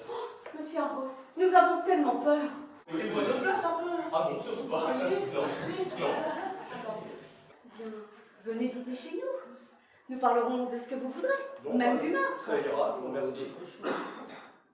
Oui, nous avons une cuisinière magnifique. Qu'est-ce que vous voulez que ça me fasse? Et mon Diego est un formidable chanteur. Ça va être un mot, c'est ça. Diego, chante, Non, chante je dans vais le chanter, hein. ciel. Ok. Voilà, chante. Un cavalier qui se gironne pour l'aventure gagnante. Non, il signe à la pointe de l'épée d'un rêve qui signifie Diego. La misère qui fait savoir un cœur tu n'es à chaque fois.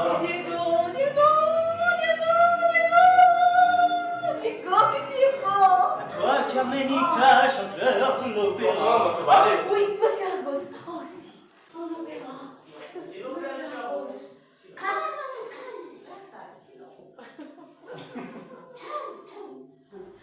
Diego. Je vous remercie pour toutes ces prestations fort intéressantes. Vraiment, bravo, bravo. Mais j'ai beaucoup de travail.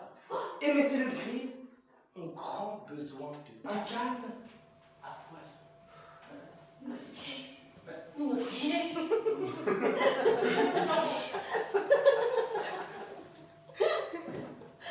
Argos, notre dîner.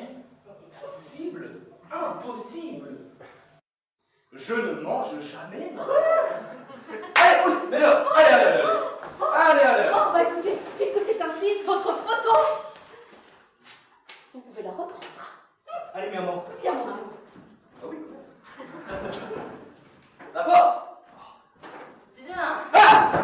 Maintenant que la cantatrice et son héros sont entrés dîner, nous allons peut-être enfin passer aux choses sérieuses.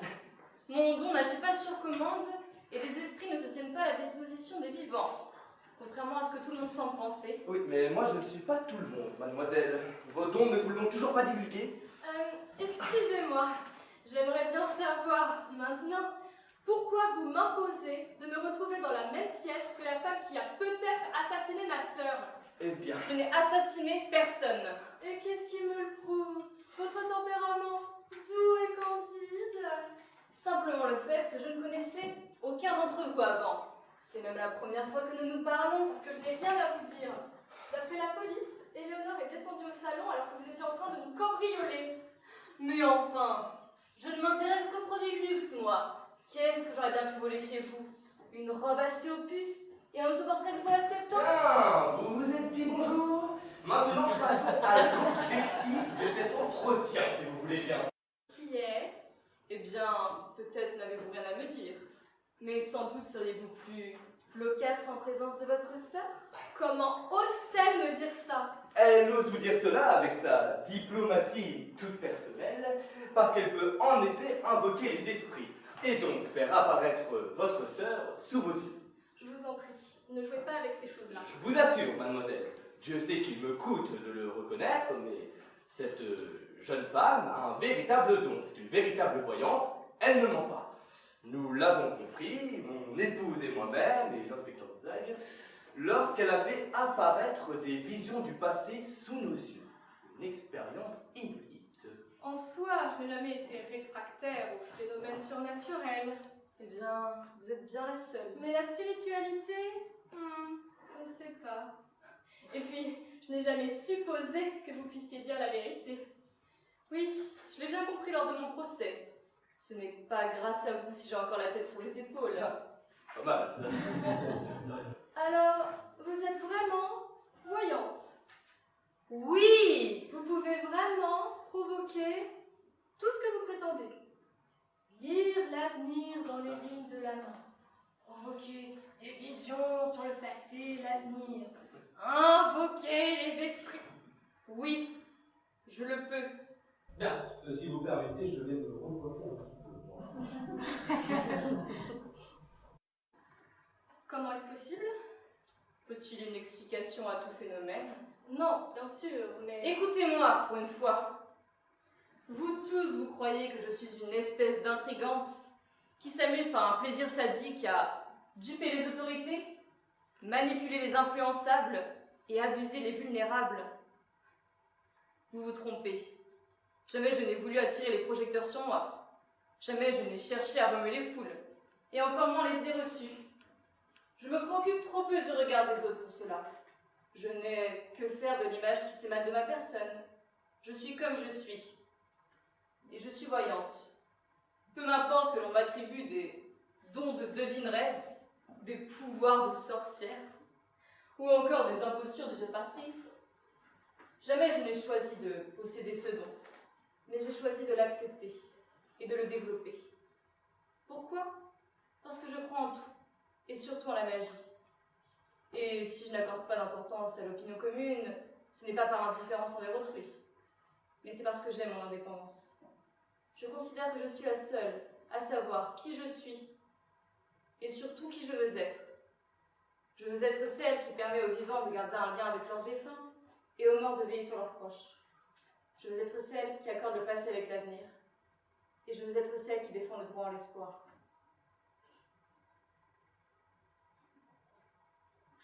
D'accord. Je vous crois. Je crois en vous.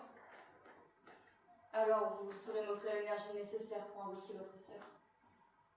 Je vais vraiment la voir, comme je vous vois. Elle va vraiment apparaître? Oui, vous la verrez. Et vous l'entendrez également. Mais vous ne pourrez pas la toucher. Vous ne devez surtout pas essayer de l'enlacer. Les conséquences seraient terribles pour moi. Pour vous? Vous devez savoir qu'une telle initiative n'est pas anodine. Les esprits et les visions qui m'apparaissent sans que je m'y attende n'agissent pas sur moi. Mais lorsque j'entre volontairement en transe avec le monde métaphysique, j'ai besoin de solliciter une telle énergie que je raccourcis ma propre vie. C'est atroce. C'est ainsi. On n'offre pas un instant de vie aux morts sans donner un peu de la sienne. Comment pouvez-vous l'accepter? La voyance est un don, pas pour celle qui le reçoit. Elle est seulement choisie pour la mission. Le véritable don, c'est le miracle qu'elle offre aux autres. Bien. Maintenant, vous allez me donner vos deux mains. Fermez les yeux et pensez très fort à votre sœur. Quand vous sentirez sa présence, vous les rouvrirez et vous la verrez. Quand vous serez prête à lui parler, vous lâcherez mes mains. C'est votre sœur qui marquera la fin de la séance. Vous êtes prête? Je suis prête.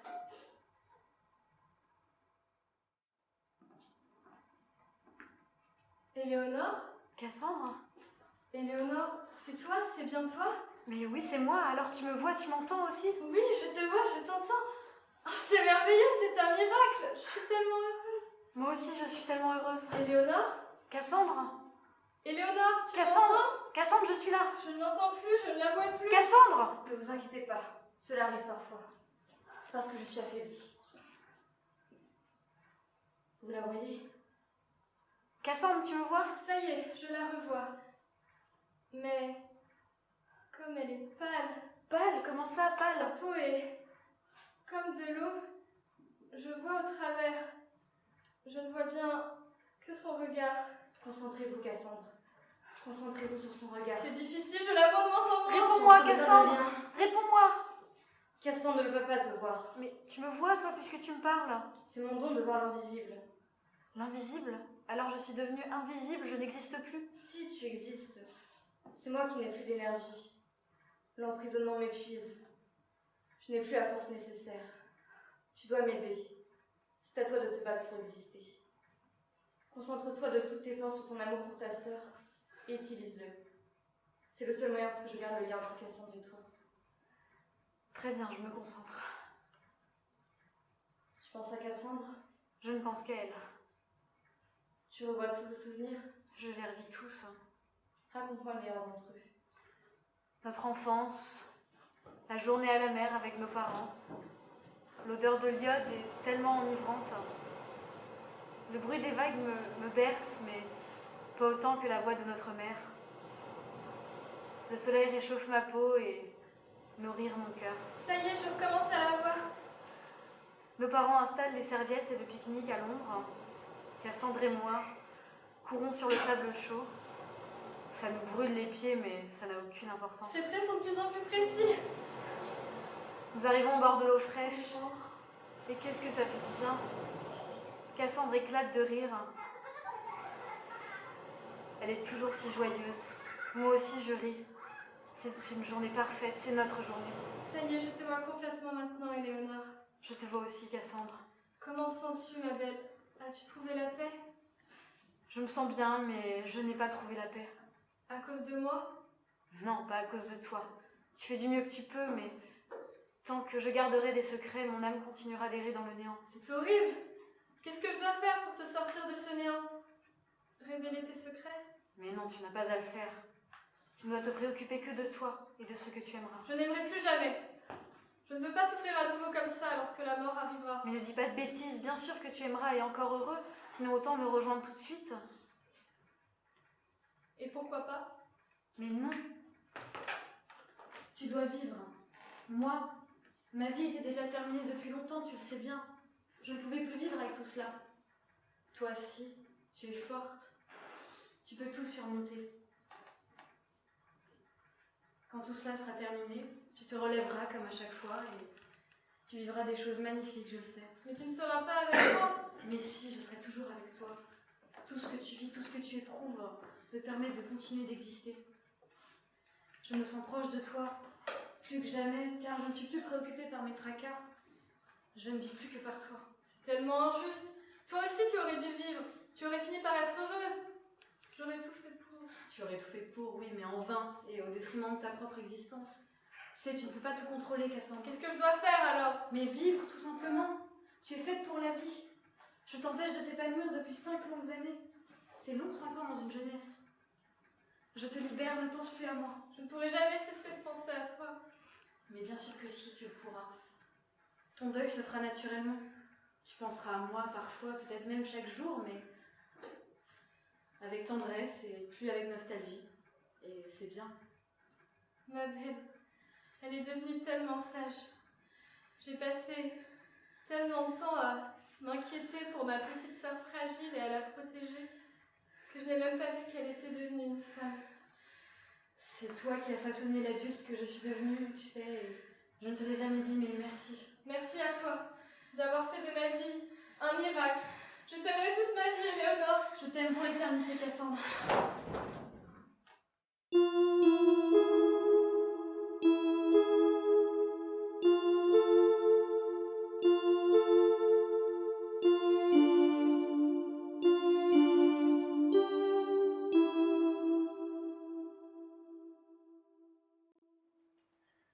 C'était de ma faute, je suis tellement désolée. Elle avait pourtant prévenu que les conséquences seraient terribles pour elle si nous avions un contact. Vous étiez prise par la magie du moment, vous n'y pensiez plus, c'est normal. Qu'est-ce qui est normal depuis 3 jours? Cette histoire ne cesse de m'épater. Il a raison. Vous avez vraiment pu voir votre sœur, lui parler, la toucher apparemment. Mais ça tient du miracle. Oui, moi aussi je n'avais que ce mot à la bouche, miracle. Mais c'est elle le miracle. Et dire que nous l'avions insultée. Oh, vous surtout. Pour l'ironie, vous n'étiez pas en reste. Je pense que je peux parler au nom de tous si je dis que depuis quelques jours, nous n'avons plus aucune certitude. Aucune. Mademoiselle, vous avez pu demander le nom de l'assassin à votre sœur? C'est stupide, mais je n'y ai pas pensé. C'est complètement stupide, en effet. Donc, franchement, rater nos cadeaux pareils. Nous avons déjà eu beaucoup de mal à garder le lien entre nous, alors lorsque nous l'avons maintenu, nous avons préféré parler de nos sentiments et nous faire nos adieux. Les femmes et leur sentimentalisme. Ne les écoutez pas, ce sont eux qui sont stupides. Le nom de l'assassin, nous le trouverons tôt ou tard, alors que faire vos adieux à votre sœur, lui dire tout ce que vous n'aviez pas pu lui dire de son vivant, vous ne pouviez et ne deviez le faire que maintenant, Cassandre. Qu'est-ce que je disais? Bien, mademoiselle, je crois qu'il s'est arrêté de pleuvoir. Je me propose donc de vous raccompagner. Cette expérience a dû vous épuiser. En effet, Pardon, merci, le nom de l'assassin. monsieur Arcos. Madame Arcos, pourriez-vous excuser mon erreur auprès de mademoiselle Volanges pour ce soir et pour le procès, et la remercier? Je le ferai, mademoiselle Borgia. Je vous remercie. Bien, c'est terminé. Merci. Allez, plus que ça. Il vous faut dormir, Cassandre. Vous savez, comme le disait un bon ami policier. Je suis épuisée, moi aussi. Whisky? Non, je ne bois jamais. Oh, c'est vrai, moi non plus. Laura, Oui? regardez ce que j'ai trouvé dans ses poches. Dans ses poches? Oui. C'est un capot? Sans l'ombre d'un doute. Oh. Qui aurait cru que les miracles étaient kleptomanes? Pas moi. Alors, une idée du meurtrier? Absolument pas. Eh bien, on devine qui est le cerveau, chez Argos et associés. Vous êtes insupportable, vous le savez? Puisque vous me le demandez, moi j'ai une idée. Et j'ai le droit de savoir où mon cerveau est trop limité? Je veux occulter la seconde question. Pour la première, je vais vous faire deviner. Tiens, après tout, nous n'avons rien d'autre à faire, à part peut-être pouponner un gâteau. Joli stylo. Cadeau d'une femme. Plusieurs, elles se sont cotisées. Oh, oh non, c'est vous, inspecteur. C'est moi. Oh, Violette. Que s'est-il passé? Je ne me souviens plus de rien. Vous avez permis à Cassandre et Eleonore Borgia de se retrouver une dernière fois pour se faire leurs adieux. Mais elles se sont pris la main et vous avez perdu connaissance. Oui, je me souviens maintenant.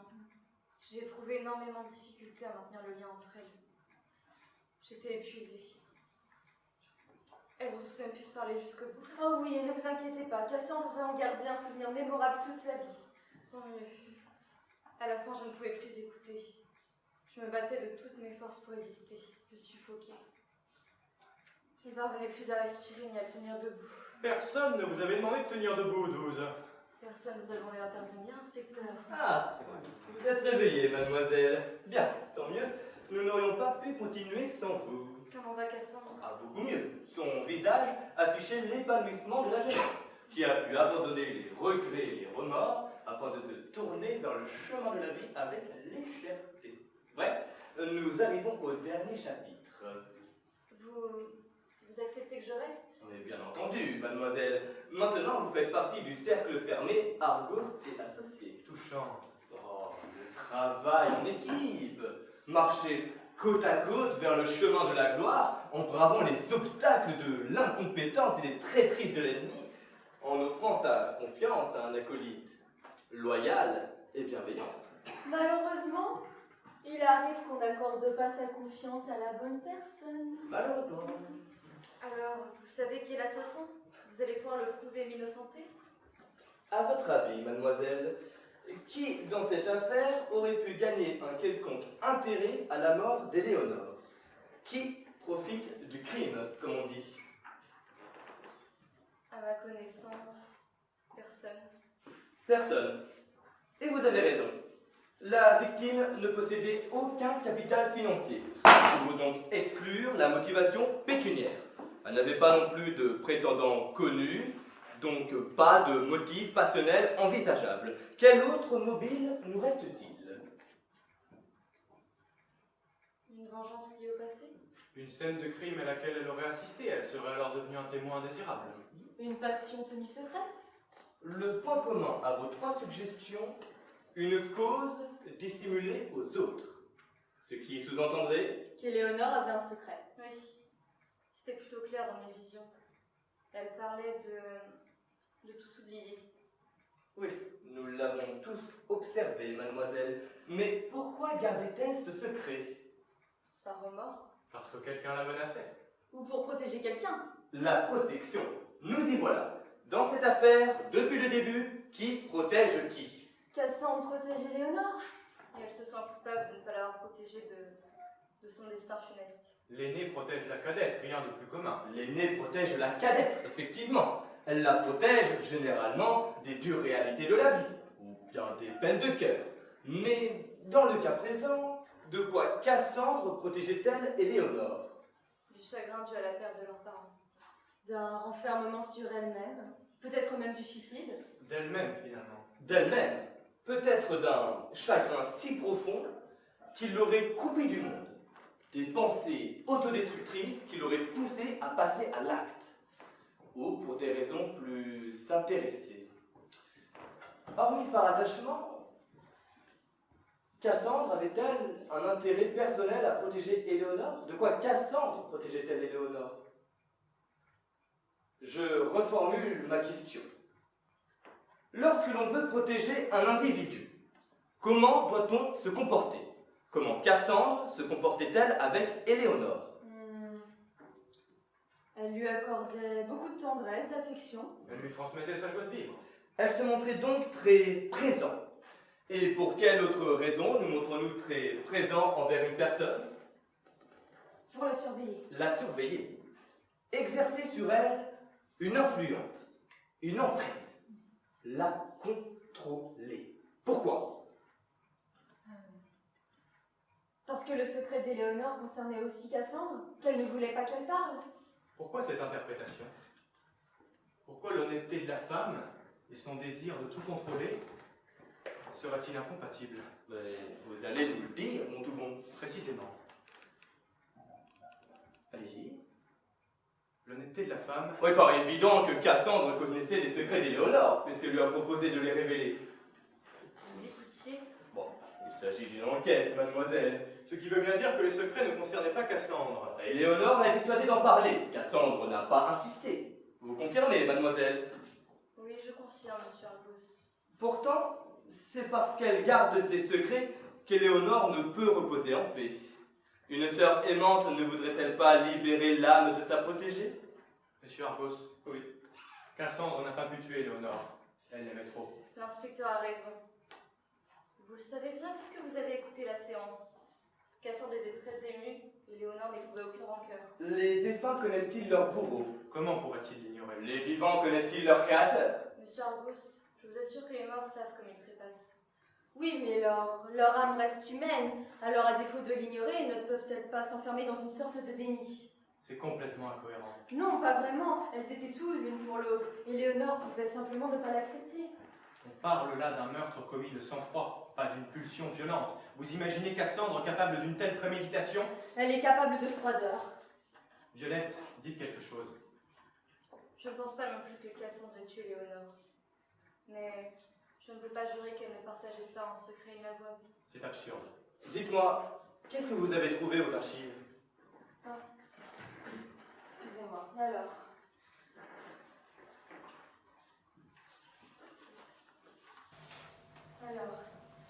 Cassandre et Éléonore Borgia sont nées à Carcassonne en 1934 et 1939.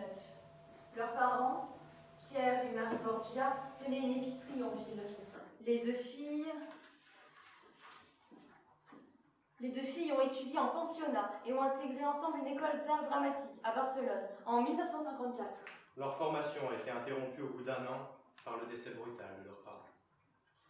Elles ont alors intégré une troupe de théâtre ambulant, les Morilles, et se sont ainsi représentées dans toute la France. Cassandre a même reçu un prix pour son interprétation du personnage de Susanna dans Les Sorcières d'Arthur Miller. Elles ont depuis quitté la scène pour s'installer ici en avril dernier. Comme vous pouvez le constater, les informations référant Borgia demeurent assez vagues. En revanche, Oui. pour ce qui est des De la Vega, Rien. rien. Attendez, vous considérez que vous n'avez pas grand-chose concernant les sœurs Borgia, alors vous n'avez aucune information concernant les De la Vega? Parce que nous n'avons absolument rien. Pas d'acte de naissance, pas d'article de presse, pas la moindre petite contravention. Non. Rien C'est du comme tout. s'ils n'avaient jamais existé, ni l'un, Ni l'autre. C'est déroutant.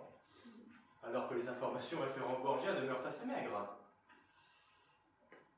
Donc, finalement, ces deux dossiers sont vides. D'un côté, nous n'avons aucune information, et de l'autre, des éléments totalement transparents. Ce qui nous laisse, dans les deux cas, tout supposer. Vous estimez donc que les Borgia sont moins suspects que les De la Vega? Jusqu'à preuve du contraire, ils ne partageaient aucun lien avec la victime. Ah, jusqu'à preuve du contraire. Oui, mais mon tout bon, si vous avez le quelconque élément qui pourrait nous intéresser, nous vous écoutons. Mais comme vous l'avez dit, vos informations restent maigres. Je me doutais bien que l'enquête officielle ne donnerait rien.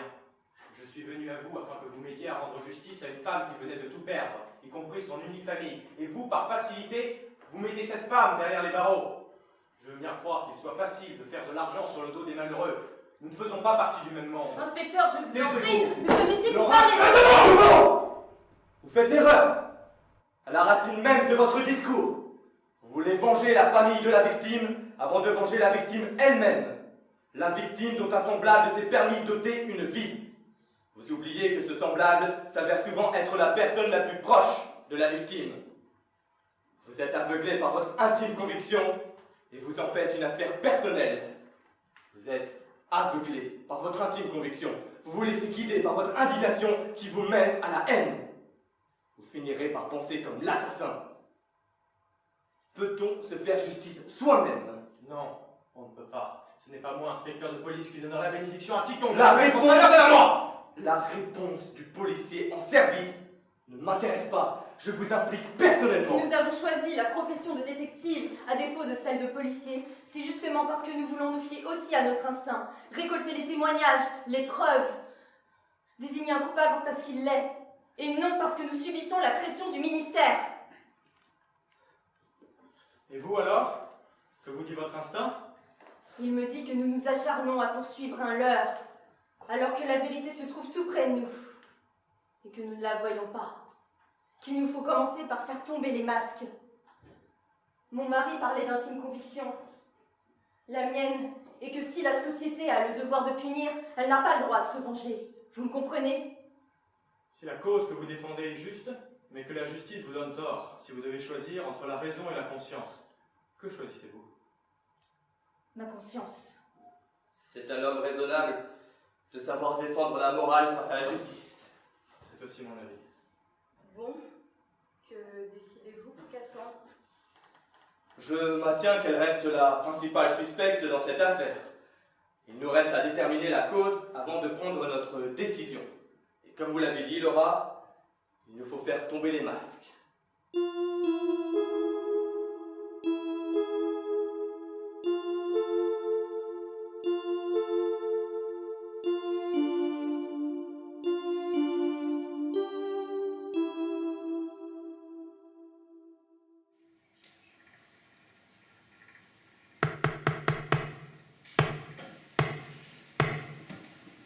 La cour appelle Mademoiselle Violette Volanges à la barre. Jurez-vous de dire la vérité, toute la vérité et rien que la vérité? Posez la main droite sur la Bible et dites « Je le jure ». Je le jure. Mademoiselle Violette Volanges, vous avez été condamnée à la peine capitale pour le meurtre d'Éléonore Borgia. Vous avez fait appel. Une nouvelle enquête a été ouverte par l'inspecteur Gonzague Lacrampe, enquête qui semble prouver votre innocence. Vous quittez donc le statut de suspect pour celui de témoin. Avez-vous des éléments à charge à apporter à l'enquête? Non, monsieur le juge. La Cour vous remercie. La Cour appelle à la barre Madame Carmen de la Vega. Jurez-vous de dire la vérité, toute la vérité et rien que la vérité? Posez la main droite sur la Bible et dites « Je le jure ». Je le jure.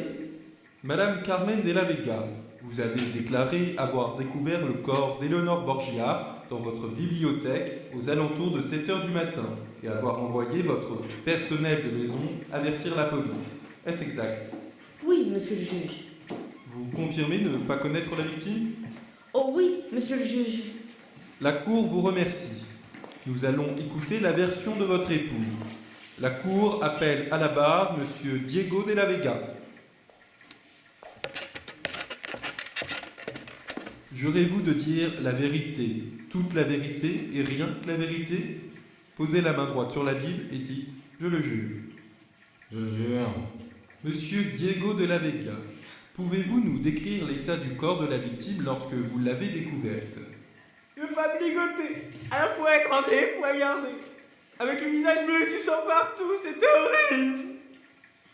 La Cour vous remercie. La Cour appelle à la barre Mademoiselle Cassandre Borgia. Mademoiselle Cassandre Borgia, vous êtes accusée du meurtre de votre sœur, Éléonore Borgia. Lors du procès initial, vous avez déclaré avoir constaté la disparition de votre sœur vers 8 h. L'inspecteur Gonzague Lacrampe vous a fait venir chez monsieur et madame de la Vega vers 10 h pour identifier le corps. Vous avez identifié Éléonore Borgia. Vous confirmez? Oui, monsieur le juge. Nous avons pu identifier l'arme du crime. Il s'agit d'un poignard dont la fabrication particulière très ancienne nous a finalement permis de certifier sa provenance, la ville d'Avignon. Ah oui, le pont! Nous avons vécu dans cette ville, ma sœur et moi, lors du dernier festival. Mademoiselle Cassandre Borgia, depuis toujours, votre sœur vous empêche de vous épanouir. Vous venez de recevoir un prix, vous êtes promise un brillant avenir. Elle veut tout arrêter. Elle vous oppresse. Un armurier a l'obligation de référencer le nom de ses clients. Vous avez acheté ce poignard pour la tuer. Plaidez-vous coupable ou non coupable? Coupable. Attendez, garçon! Vous ne pouvez pas faire ça! Inspecteur, la cour vous ordonne de vous Je vous asseoir. en prie! Silence, je fais évacuer la salle. C'est une grave erreur! Tenez-vous, Gonzague! Attendez, j'ai Violette! une déclaration à faire. Elle va encore cacher les choses. Monsieur le juge, je n'ai pas tout dit. Jamais je n'ai cherché à lire l'enquête. J'ai eu une nouvelle vision et n'ai osé en parler, de peur d'être à nouveau accusé. Je le regrette, et devant la tournure des événements, souhaite réparer mon erreur. Elle va encore mentir. Recréer une scène refoulée m'est impossible. Recréer une scène simulée m'est impossible. Recréer une scène de crime est impossible. Pourtant, j'ai vu. Dans la nuit, couchée au sol, ligotée, bâillonnée, Éléonore. Au-dessus d'elle, Cassandre, effrayée, tremblante, majestueuse. Le sang ne coule pas. Cassandre sort par la fenêtre. C'est cette Cassandre qui s'est débarrassée du corps chez nous. Elle a tué sa sœur, elle va nous faire accuser, c'est évident. Inspecteur, Asseyez-vous. Mesdames et messieurs, je vais vous conter une histoire, mon histoire. Il était une fois un jeune inspecteur fraîchement diplômé de l'école de police et muté dans un village inconnu.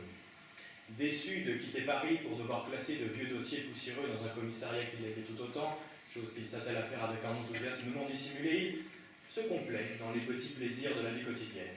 Il promène un chien le jour, dort la nuit, jusqu'au jour où, 29 mai 1959, lors d'une promenade crépusculaire au détour d'un joyeux saule pleureur, il rencontre une jeune femme, une comédienne, fort jolie. Orpheline, elle aussi vient de s'installer dans la région.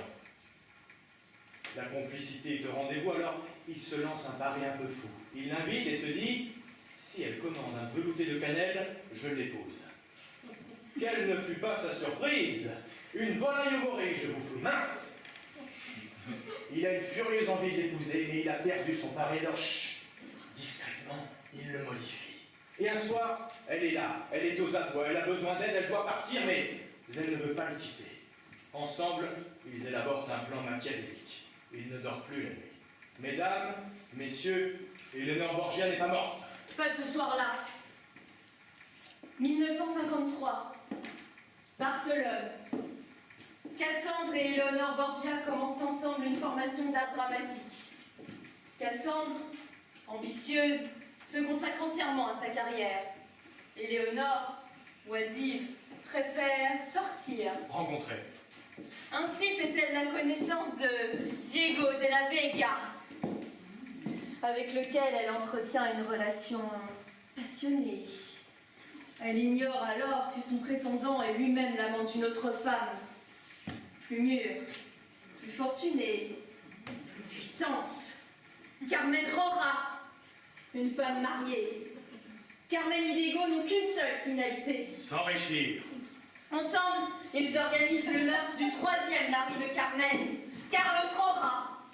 Un beau jour, Ou peut-être une nuit. surgit un blanc poignard, en plein cœur. Le sang coule. Carlos Rora n'est plus. Carmen, bâillonnée, ligotée par Diego, tous la croiront captive. Diego abandonne un cœur, un pendentif refermant la photographie des sœurs Borgia. Sanglant cliché. La police conclut bien vite à une relation entre Éléonore et Carlos. À tort. Cassandre organise leur fuite. Condamnée à mort, Éléonore est sauvée. Carmen, Diego, pas cette fois. il y a Hop, hop, hop, rien ne sert de nous courir après, vous partez là avec moi. C'est pas ce dont vous rêviez, Madame de la Vega. Le plus délicat dans cette affaire était que tout ce qui vous était lié n'avait aucun sens. Et le fait que je déteste ce qui n'a pas de sens. Mesdames et messieurs, faut-il privilégier la raison ou la conscience? Si Cassandre Borgia passait pour la coupable idéale aux yeux de l'opinion publique, je ne pouvais me contenter de la raison évidente, ce qui sous-entend la simplicité dans l'ignorance. J'ai donc refusé le destin tragique des Borgia et me suis donc tourné vers l'invisible. L'invisible, c'est vous, les de la Vega, et votre vie insignifiante. Voyons, des individus aussi exubérants que vous, ça n'existe pas. Ou seulement au théâtre. Je ne prends donc aucun risque à condamner la suffisance. Je ne prends donc aucun risque à condamner la décadence. Je ne prends donc aucun risque à condamner l'inexistence. Mesdames et messieurs, c'est en effet à l'homme raisonnable de savoir défendre la morale face à la justice. Et vous avez raison, monsieur Argos. Ce fut également mon choix. Entre rester droite et sauver ma sœur, je n'ai pas hésité un seul instant. Il y a 5 ans, en Espagne, Carmen et son amant Diego ont voulu accuser Éléonore d'un homicide à leur place. De retour en France, nous avons rencontré nos nouveaux voisins, les de la Vega, à présent mariés. Ils nous ont fait chanter, en menaçant de dénoncer Éléonore à la police. Nous allions perdre toutes nos économies. On ne sort plus d'un tel engrenage. Je n'ai pensé qu'à nous, sans me soucier des personnes qui ont pris des risques. Je savais que je risquais d'être accusée. J'étais prête à l'assumer, jusqu'à ce que mes complices soient condamnés avec moi. Gonzague, je vous ai laissé croire que je vous épouserais, si vous acceptiez de déclarer le décès simulé d'Éléonore. Nous nous serions à nouveau enfuis toutes les deux et vous nous auriez retrouvés. Ni vous ni moi n'aurions pu imaginer que les deux la Vega se lèveraient cette nuit-là, qu'ils descendraient dans leur bibliothèque et qu'ils y trouveraient Éléonore, l'assassinant pour de bon. Violette, jeune prolétaire arrêtée pour vol à l'étalage, vous n'étiez pas en mesure de refuser notre proposition de vous faire accuser du meurtre. Vous saviez que votre innocence serait prouvée, tout comme vos dons de voyance, et que vous pourriez gagner votre vie ainsi. Pourtant, plus d'une fois vous avez risqué la mort pour nous couvrir. Monsieur Argos, Madame Argos, nous vous avons volontairement induit en erreur depuis le début de cette enquête. Nous savions que vous finiriez par découvrir, d'une manière ou d'une autre, les véritables coupables. Oh, mais tu entends ça, Diego? On nous traite de coupables. Ignorez, Carmen. Ils ne comprennent pas que nous sommes des génies. Des génies? Rien de moins. Qui d'autre que nous aurait pu imaginer une telle mise en scène et la mettre en pratique sans jamais se faire soupçonner? Certainement pas cet imbécile de Carlos. C'est bien fait à voir celui-là. Oh, que les hommes sont bêtes. Il me suffisait de lui faire les yeux doux pour la madrie. Il me croyait aimante et fidèle, secrète. Comme si une femme comme moi pouvait s'intéresser à un homme impuissant et sans ambition. Il faut savoir viser loin, sans avoir peur de s'en donner les moyens. Profiter de son intérêt où qu'il se trouve. Tu as bien compris, toi, Carmen, en épousant tous ces vieux croulants plein aux as. Oh oui. Et toi, mon Diego, tu les avais bien repérés, toutes ces petites grues. De pauvres petites pucelles qui ne demandaient qu'à se laisser prendre par un homme comme toi. Un vrai. C'est si facile de les avoir corps et âme. Un regard un peu fougueux pour les intriguer, 3 mots doux pour les adoucir, et un geste osé pour les gagner. Et elles sont actives. Ces filles, on les obtient. Alors que toi, Carmen, toi, il faut te conquérir. Oh oui, mon Diego, toi, tu m'as conquise. Toi et moi, nous nous comprenons. Les gens s'imaginent que dans la vie, il faut choisir et renoncer. Nous avons tout eu. Cette petite comédienne était la plus facile à séduire. Jeune, naïve, française en plus. Elle ne connaissait rien à rien. C'est comme si elle était née pour jouer le rôle de la victime.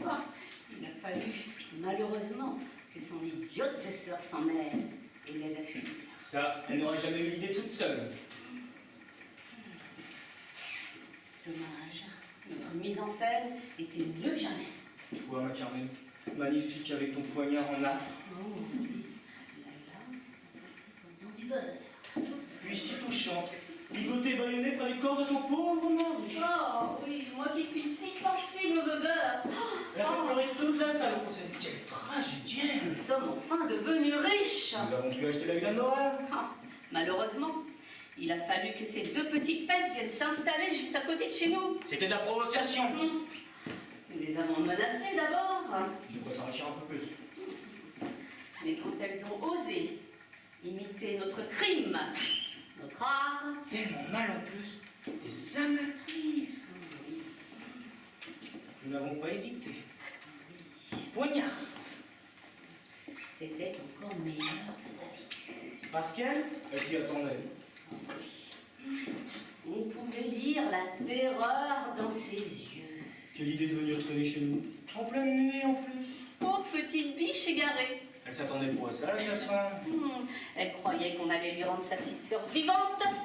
Et qu'elles allaient encore pouvoir s'évader. Mais personne n'échappe au De la Vega. Nous avons joué. Nous avons gagné. Maintenant, rideau.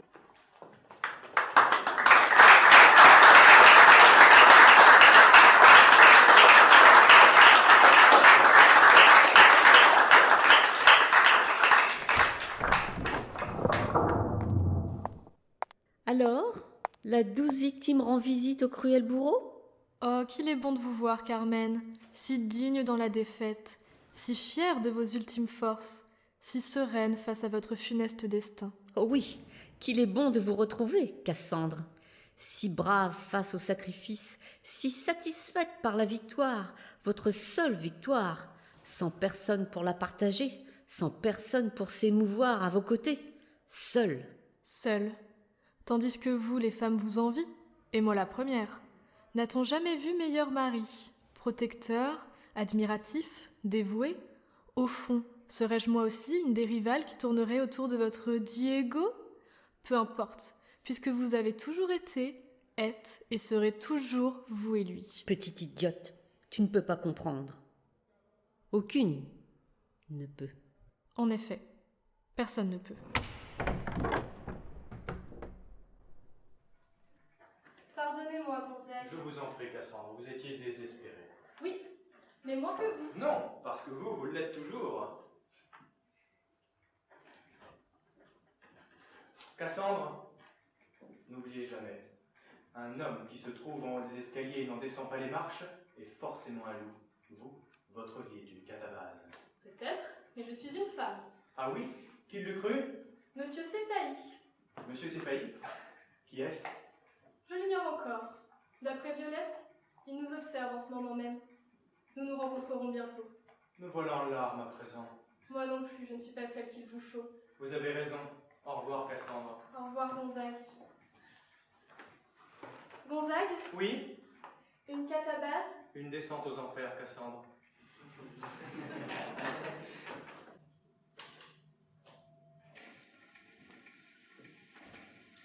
Alors, elle est partie? Pas vous, apparemment. Vous ne pouvez pas manquer cela. Et puis, je vous ai rapporté quelque chose. On dirait qu'il n'y a plus personne pour se cotiser.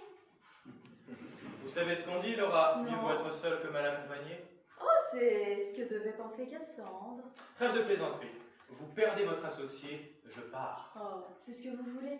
Je n'ai pas d'autre choix. Donc si vous l'aviez, vous resteriez. La question ne se pose pas. Mais si, venez. Venir? Où? Charles s'est associé. Ah! Laura! N'oubliez pas, un homme qui se trouve en haut des escaliers et n'en descend pas les marches... Et forcément un loup. Vous connaissez? Oui, le mythe de Saint-Christin, Gonzague. Deux loups s'échappent de la meute, hurlent à qui mieux mieux. Le premier dévale la vallée. Le flanc en avant, les croix serrées, la mue en clapier. Clac! Le voilà enfermé. Imaginez, vous n'auriez pas quitté la police par dépit, non. Vous auriez choisi de rejoindre une équipe de détectives. Et pas n'importe laquelle. Laura! La plus prestigieuse de France. C'est une véritable promotion que je vous propose, Gonzague. Marchez donc. Alors bienvenue, associé. Ah, mes amis, il s'agit là d'un grand jour. Il était temps qu'il pèse, et de là avec tous ces crimes à Je répétition. serais toujours surprise de la facilité avec laquelle les meurtriers jouent la comédie. Oh oui, bon, il était difficile de trouver une quelconque intelligence chez ces deux individus. Quoique, finalement, nous étions les deux seuls à ne pas être au courant. C'est vrai, ça. Il nous était nécessaire de vous transmettre ces informations comme les précédentes. Vous deviez traiter cette affaire consciencieusement. Oui, et puis, comme le disait l'inspecteur, vous étiez facile à duper. Oh, taisez-vous, douze, ne me faites pas regretter le premier procès. Elle va se taire, parce que moi, mes amis, j'ai quelque Vous chose... l'auriez laissé condamner. Le crime parfait. Oh, vous êtes odieux. Et vous aux anges. Oh, pas mal, ça. Quoi qu'il en soit, mes amis, afin de conclure cette belle aventure... Quelle aventure. Tout est bien qui finit bien. Comme toujours. Oui, enfin, si cette histoire se termine bien, ce n'est pas par hasard. hein. Le hasard n'existe pas, monsieur Argos. J'allais dire. Oui, enfin, cette histoire, à la fois belle et tragique... Tendre et grave. Épanouissante et virevoltante. Fascinante. Oui, ben, Et cette- inoubliable, c'est vrai. Oui, bien cette histoire nous apprend si besoin est une chose fondamentale. Comme le disait un bon ami écrivain un peu snob, Boris, l'essentiel dans la vie, c'est de porter des jugements sur tout a priori. Il apparaît en effet, mes Que chers les amis, masses ont toujours tort. Et les individus vous toujours raison. connaissez. C'est Maurice. Bon, en tout cas, quoi qu'il en soit, je rajouterai que cette histoire m'a profondément ému. Une histoire entièrement vraie. Puisque nous l'avons imaginée d'un bout à l'autre.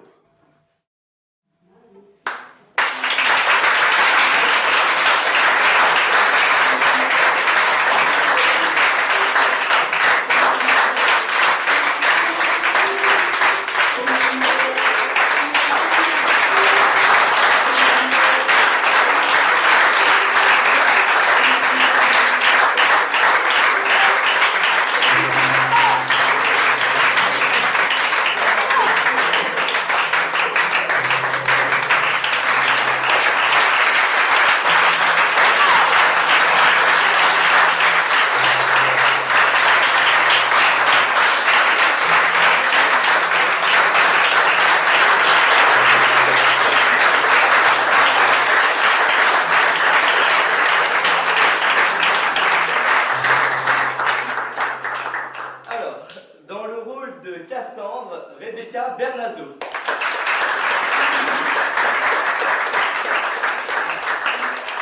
Dans le rôle de Diego de la Vega, Paula Robert.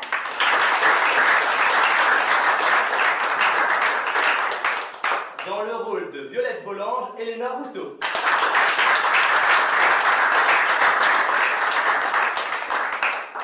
Dans le rôle d'Éléonore Borgia, Laura Desgardins. Dans le rôle de l'inspecteur Gonzague Lacrampe, Anatole Jouet. Dans le rôle de Carmen de la Vega, Virginie Rey.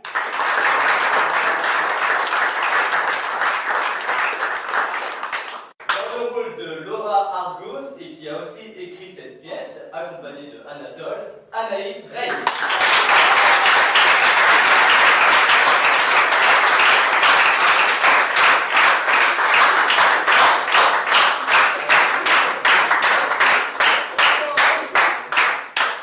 Et dans le rôle de Michel Argos, et qui a aussi fait la mise en scène et la composition des musiques, Logan Engen.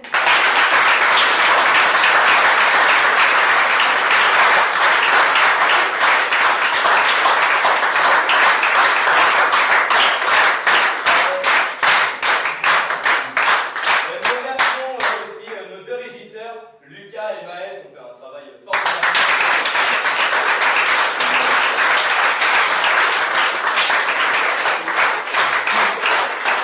Merci aussi à Véronique Caillebotte qui a pu réserver la salle et veiller à la vente de la salle.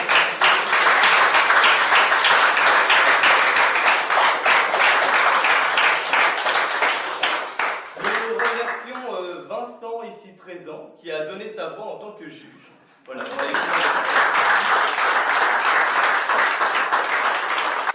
Ensuite, merci à vous tous. Je pense être un travail monstrueux. Merci beaucoup.